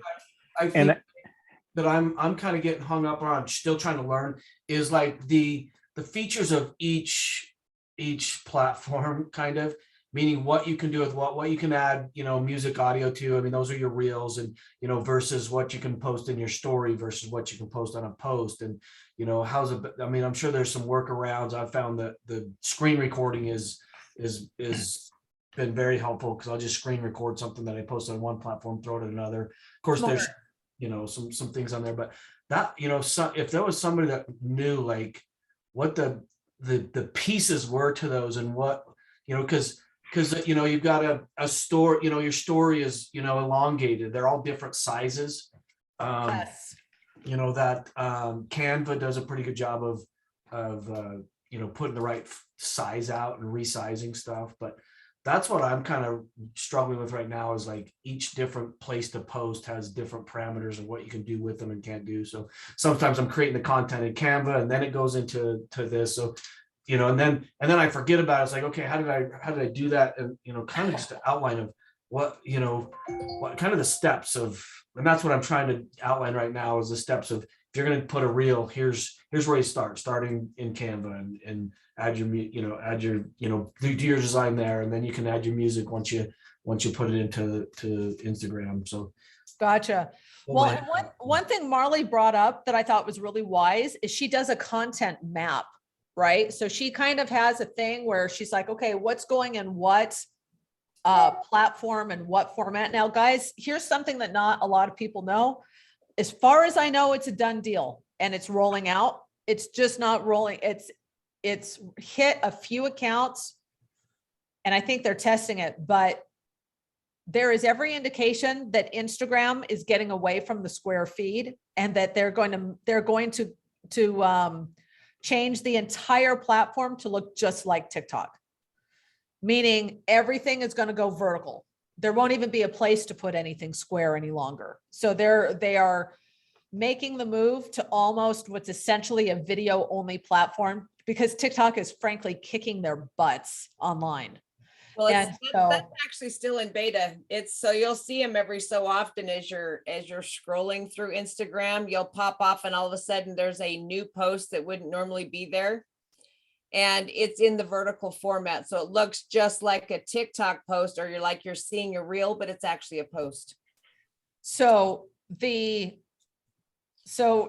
some ways it might start to make things a little bit easier because we're seeing more similar formats across platforms, right? So then that means you only have to deal with one format on Instagram and that format will match your stories and it will match TikTok if you're doing TikTok and it will match YouTube shorts. So you're going to be able to cross post from each platform. So let's say you do a reel and you're going to be able to automatically push that to your stories, add a link. You're going to be able to just share it to your Facebook stories. You're going to be able, if you want to, you can post that exact same video with no changes to TikTok if you want to post there. And you're going to be able to post that exact same video to your YouTube shorts. So you only had to create one video, one time in one format. And you were able to put it on all those platforms. And then you can go, so that's from let's just call it from Instagram to YouTube and to the other platforms. And then the reverse would be going from YouTube over to Instagram. And then what you would do is just like what she said, don't share the link. Actually, just take your YouTube video, make it, watch your video and go, there's 30 seconds of a really good little clip it. Now you've got a little 30-second section out of your YouTube video. You put it in the format of a reel, right? The reels dimensions, and then you just share that over to reels. And then the same place, it could go to reels, it could go to TikTok and go to your stories. The nice thing if you put it in your stories is you could then have a link that pushes them back to YouTube, right? The other thing in Instagram that every single one of you should have, if you are going to be creating a YouTube channel, then you need to have, remember we've talked about your bio link in Instagram, leverage that, use a multi-link platform. So there's a whole bunch of them out there. Linktree is one of the free ones. It's free, and it's simple and easy to create. One of the links in your Linktree should be your YouTube channel. Okay, so then that makes it easy. You share a clip of a YouTube video to your Instagram as a reel. And then you could just, in your comments, you could just say, if you catch the rest of this video on my YouTube channel, the link's in my bio. Did everybody kind of follow that progression for that? And so, Stuart, does that make it a little easier? Like it's not quite so many formats to have to deal with? Yeah, that was good. Question I asked is, do you use an app to take out a middle piece? Because I mean, an iPhone will let you shrink it and adjust it, but how do you take one out, just clip it out of the middle? Oh, that's a really good question. Tamra, do you have one? An app that you take, what was that again? That could clip like links out of the middle of a video. I don't have an app. I actually take and upload all of my videos into my editing software and then I break them out from there. So, Which are you using Final Cut Pro? yes. Okay, so guys, we're going to do a couple things. One, I am going to look for an app because there are some, and my husband, and I can't remember the name of the app. You can do, here is an app. You do have to pay for it. What was that Cut Stories app that she mentioned? Someone mentioned. That one, One was good. I actually pulled that up and put it on my phone. Yeah, the cut story just puts them into individual sections of 15 seconds. So it doesn't, at least I haven't found a way to clip out a piece of it. So And can you see this? Let me see if I get my camera up here. It's called Videorama. oh, I have Videorama. And it can break it into landscape, square, or portrait. And then you can go up and you can actually pull out sections of the video that you want. Really? Oh yeah, right here it says cut. Okay, we found the app for you, buddy. Yeah, and it's a paid app, but you can pull out the sections of your video using this one, and you can put it into whether you want the landscape, square, or portrait, or you can go through and take that same section of video in all 3 sizes. So I just put the name of the app in the chat. It's Videorama. I forgot about that one. I have that app. Now, Stuart, here's the one place you might run into trouble. And that is if you guys are filming your video from your phone, you're golden. You don't need to worry about it. I never film YouTube from my phone. I film YouTube from my camera, sitting my ass in front of my computer. So that means my video is not even on my phone. So usually what I do, can you hold that a little closer? Let's make sure. As we hug our screens too, trying We're to okay, hang on. I'm pulling up the app. I'm in it. So let me get out. Your icon was reddish. Okay, it's like mine is green. Oh yeah, it's green with a white V. It's green, blue Okay, with a white V. Yes, that's it. Yep. Okay, perfect. And then, so there are tons and tons of, Stuart, are you on a Mac or are you on a PC? Mac, okay. So if you're doing some recording from your computer, just your regular everyday computer, right? Your webcam is fine for YouTube videos. iMovie will do what you need to do, and it's free and it's built in and it's pretty intuitive. Yep. So you can totally clip your videos. Oh, damn. I solved it. Okay. If you can't get the app to do everything that you need, here's what you do. For my Droid users, I don't know how to help you with this because I haven't been on a PC for 20 years. Airdrop the video. So let's say you make the video on your phone, airdrop it to your Mac, to your computer, airdrop it to your Mac, and then just put it in iMovie and cut your clips. But if you can put iMovie app onto your phone and do it right from your phone. I'm not good enough to do that stuff from my phone. I have to use my computer. I do them both because if I'm doing if I'm doing a quick video, you can, iMovie's right here, right on my phone. You can put the app right on your phone. Okay. So then Stuart, that would be you got an iPhone. That would be the other one that I would recommend.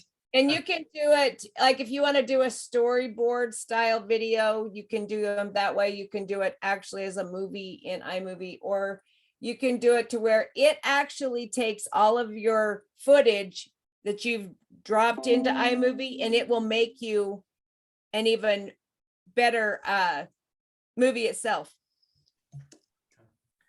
Awesome. And actually, Judy was saying she uses InShot. Judy, does InShot let you take clips out of the video too? Yes, it does. Oh, it does. InShot is a great app. I know a lot. That is a popular one that a lot of people use. And you can put, like, you can make your backgrounds change, or you can make them blurred, and then you can have, different sayings at the top and at the bottom. So. Yeah. So InShot is a great one. So we will drop our favorite apps into the group, and just as let's her add a logo, all that good stuff. So Judy, one of the things they will tell you not to do is don't put your logos on your videos. I know it's counterintuitive. I know, Don't put your logos on your videos, and don't put them on your Instagram posts. Ask me why. I was That's thinking that it. Why? little hook. That's that new little hook. And so, because it makes it look and feel like a commercial, and nobody wants to watch commercials or ads. And so it actually makes them not watch your content when they see logos. So, you know how we're tempted to slap our logo on all of our Instagram images? Don't do it. When you go look at some of the biggest people with that get the most business off of their accounts, you won't find their logo on anything. And so, because it looks like an ad, right? Oh, okay. So, Judy, what state are you in?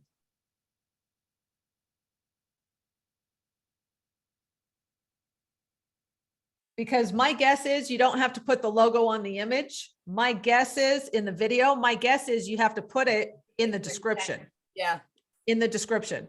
And so, so for sure, we want to make sure that you are putting all of your necessary legal disclosures in there. And so, yeah.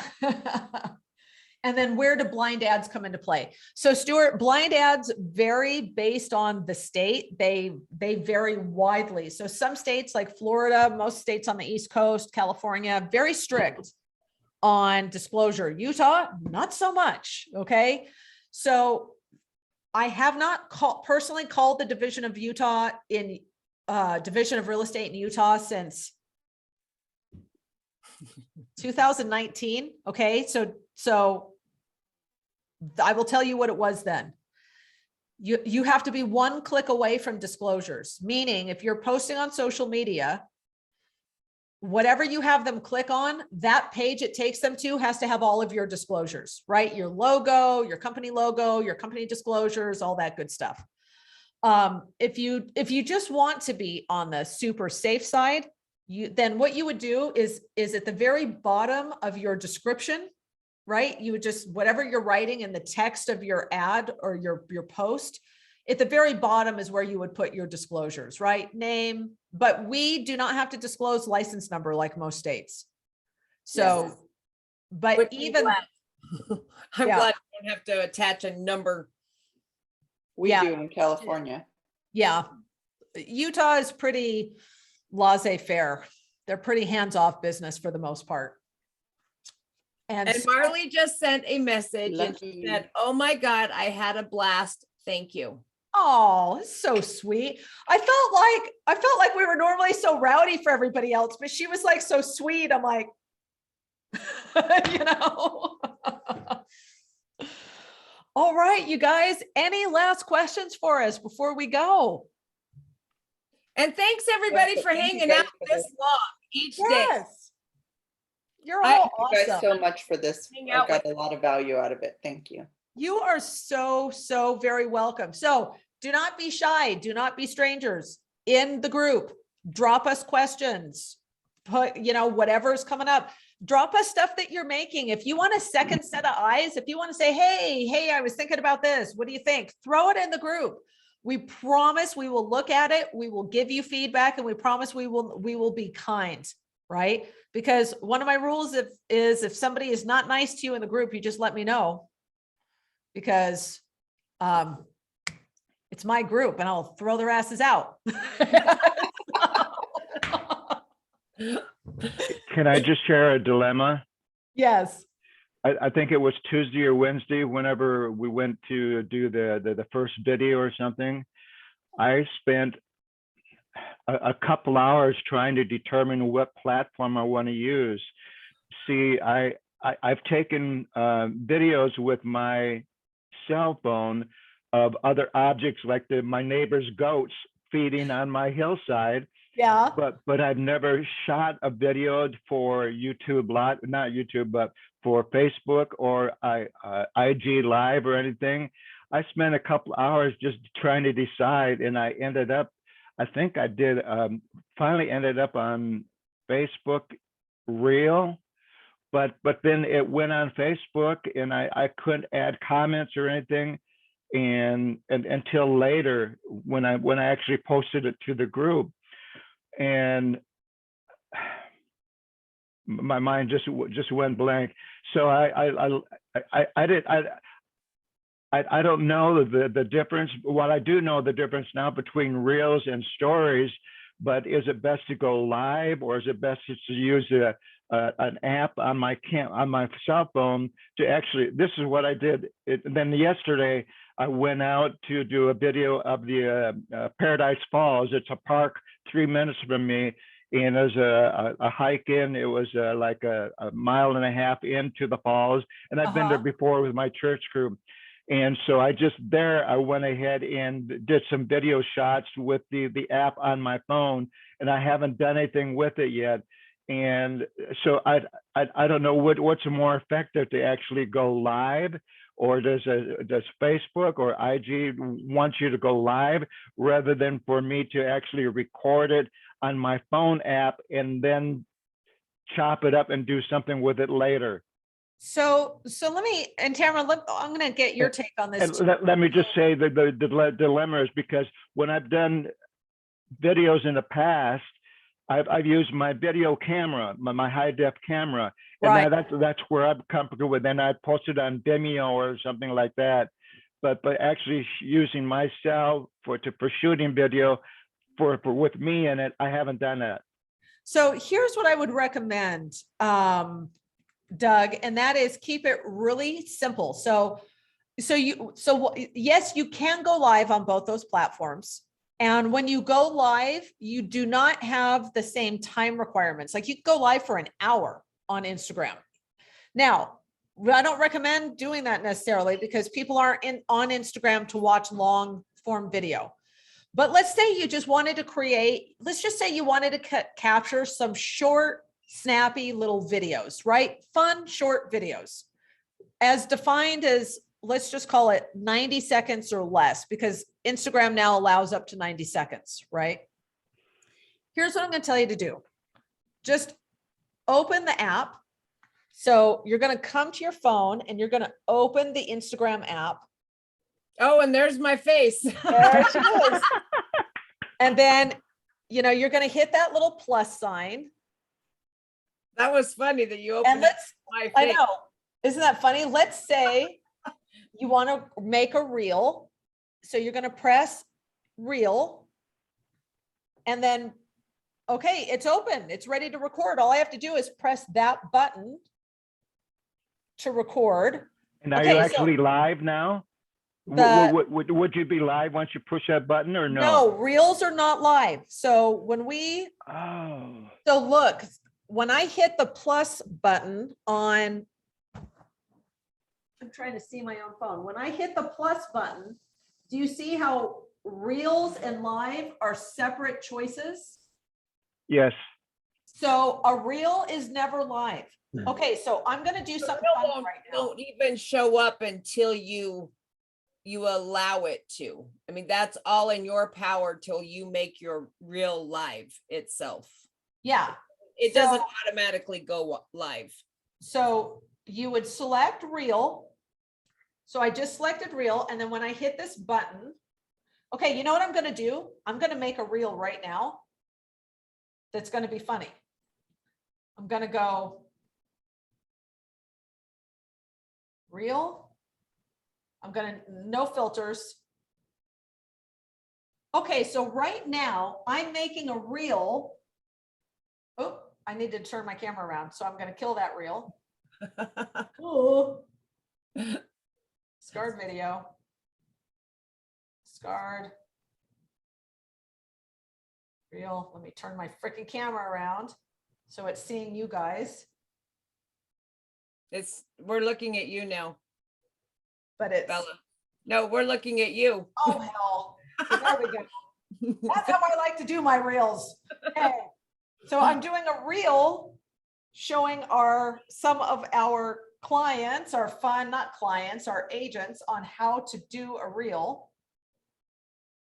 Because that's what you get, the live stuff, when you come on our training. Kind of fun. Okay. So I just recorded, right?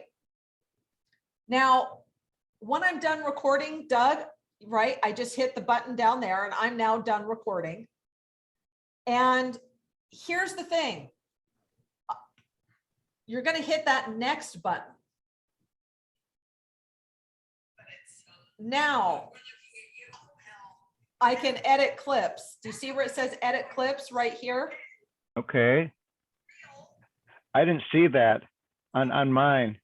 It will. You have to hit the next button. Okay. And then right here, when I hit edit clip, right here, I can add more clips. So if I hit add clip, I can record another one. And then I can record another one. So I can record multiple clips. Before you publish it.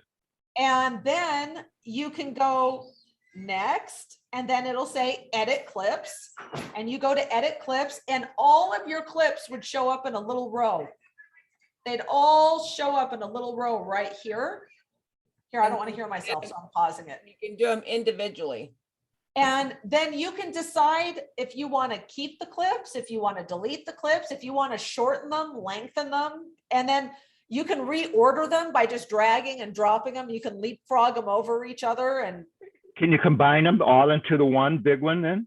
well, yeah, it will, when you leave all the multiple clips in place, whatever order you put them in, Instagram will combine them into one seamless video, like seamless. So here's what I'm gonna, now here's the important thing. Once you've recorded all your little clips and you've got them the way you want them, and you're like, okay, I like that. You hit the done button and look what appears at the very top. You see that download? You see that Yes. download button right there? That will download the video to your phone. Download it to your phone. Now, It's already on your phone. What do you mean download it to your phone? no, it's on Instagram. You're recording it through Instagram. Oh, Lives in the Instagram. reel? The reel is on Instagram? So now you've got your video the way you want it. You're done with your editing. You can, before you publish to Instagram, download that bad boy to your phone. Then you can put in all of your little remarks. You could put whatever you want to say. You can tag the people that you're with, tag Angel Falls, right? That was my dilemma because I couldn't do any tagging or adding it, and it was published, and Yeah. I was getting comments from my friends all over and relatives in other states, and yet it wouldn't show up on mine. Right. So that you got to do it before, because you can't go in and add that stuff a lot of times. So, so Stuart, it'll delete music, but it'll keep your audio of you talking. I think they delete the music for I think they might be deleting the music because they don't want to get sued. It's a license issue. Yeah, because when it comes to music that you put on your reel, you don't have the license to use that music. Instagram does. So it's okay on their platform. But if they let you download that music and then you go post it on YouTube, I don't think they want the liability, right? Because you didn't get permission to go post that music on YouTube. Well, and I've also noticed on Instagram just this last week, when you're using their audio for the music audio, a lot of their licensing, if you've saved an audio file for a long period of time, is no longer valid. So when your reel goes live, it gets reported back, and then no one gets to see your reel. That's happened a lot this week. I've had, I believe, 6 reels rejected due to the audio licensing that is no longer valid. So That's interesting because it's just changed. it's changed, and the licensing can change. In fact, I got a whole phone scroll of the reasoning why I couldn't have that, audio. They would allow me to keep the reel up with no music, but that's kind of, defeats what you're trying to do. And so, and then you get to appeal it. I would advise never appealing that, because yes, you may have the rights to you and your video that's there, but you don't have the rights to that music. Instagram does. So don't appeal that. Have you guys run into, if you go to try to promote any sort of post, and they say it's a discriminatory, it's been rejected because of discriminatory, and housing seems to be one of them. Yep. Okay, so I can speak in great depth to that. Here's my only challenge. I gotta leave in 5 minutes because I've got to go look at a commercial building to move my team to. So we're looking for new space today. So yes, when you go to promote, you have to make sure that you are all of your stuff, if it's even remotely about real estate in any way, shape, or form, you need to select and say, yes, it's part of the special ad category. And then you need to select the special ad category has 3 sections: lending, credit, lending, employment, and housing. So then you have to say it's in the housing part of the special ad category. And then what's going to happen is when they're going to say, okay, you're in housing, bam, the whole Facebook targeting system is going to change, and they are going to remove 99% of the interest targeting and 100% of the demographic targeting. That's directly due to them being sued by HUD and the FTC.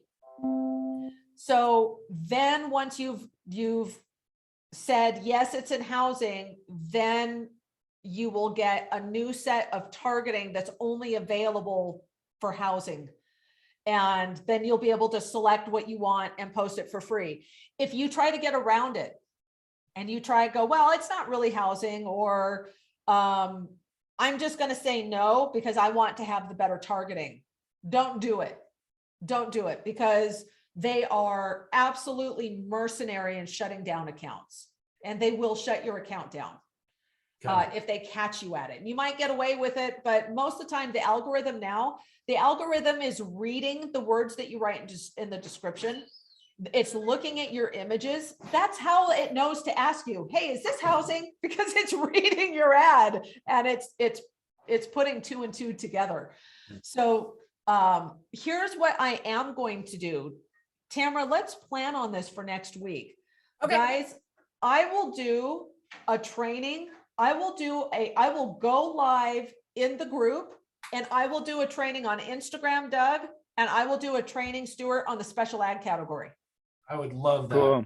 Wow. And then if you guys want to jump on those, what I will even probably do is I will drop a Zoom link in that training. I will do a Zoom, because I don't like just going live in the group because you guys I can't talk to you, right? Like, I'll drop a Zoom link in. We'll do it. We'll actually stream live. Judy, you're so welcome.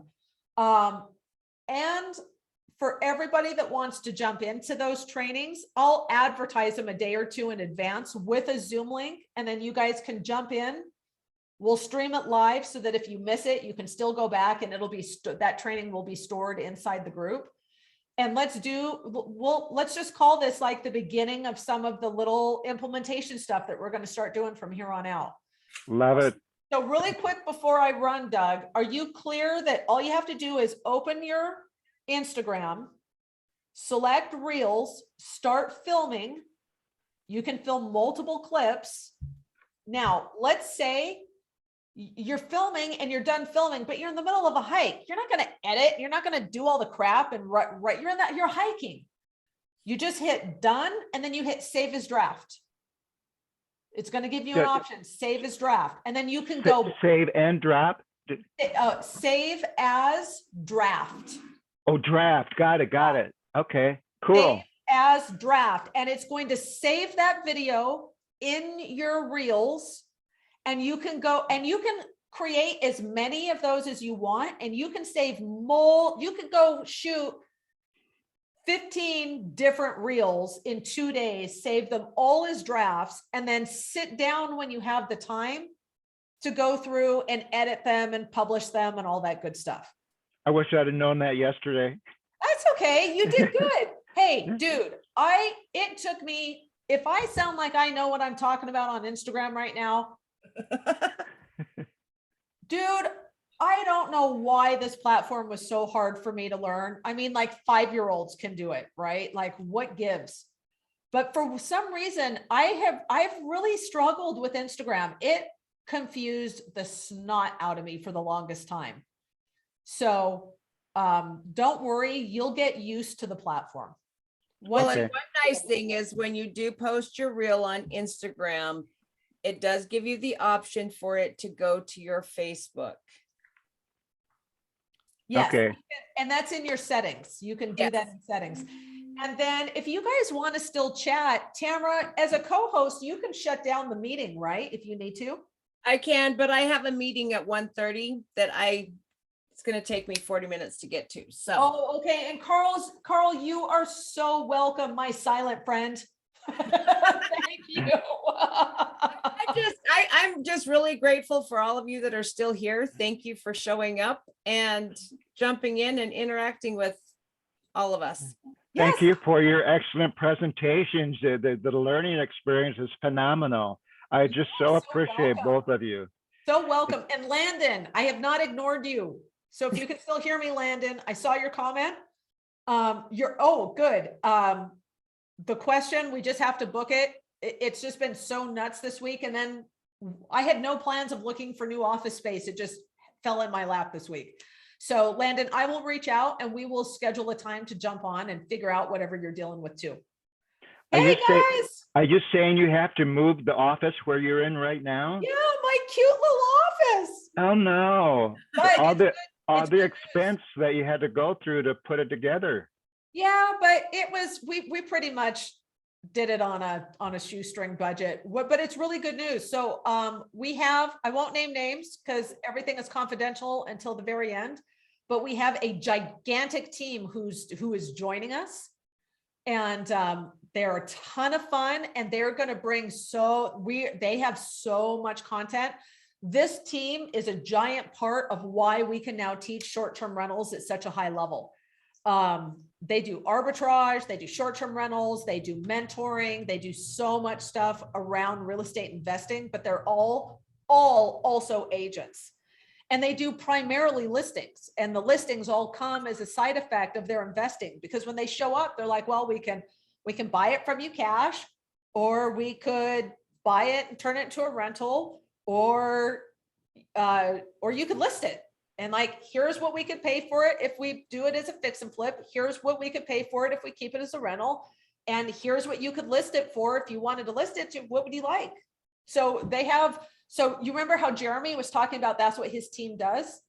We have a team joining us that's exactly what they do. And they're a big old team. They got like 40 agents or so. Wow. And Cool. so we're moving to a bigger space that can accommodate them. And we're building out a wicked podcast room and some other multimedia rooms. So our agents can come to the office and have like some really cool setups to shoot video and to do their podcast and all that kind of cool stuff. I'm excited for you and your team. Thank you. It's Cool. It's going to be fun. Yeah. Cool. All right, guys. Well, Jeremy asked for the recording. Yes. So please will you please tell everybody that Google is kicking my ass. I did. I let him know, and then I let him know that as soon as it was available, that we'd make sure that he got it as well. I will I'm come sure hell they'll- or high water. they'll I will jump make in sure. I will make sure everybody has them by Monday, even if I have to upgrade my Dropbox. So, but try box. Okay. I will try it. All right, my friends. Right. Love you all. We will talk to you soon. We'll see A you. wonderful weekend. Happy Independence Day. Oh, happy Thank you. Independence Day, you guys. Thank you. Fly your flags. For Talk sure. to you soon. All right. Bye. Bye. Okay, I'm just gonna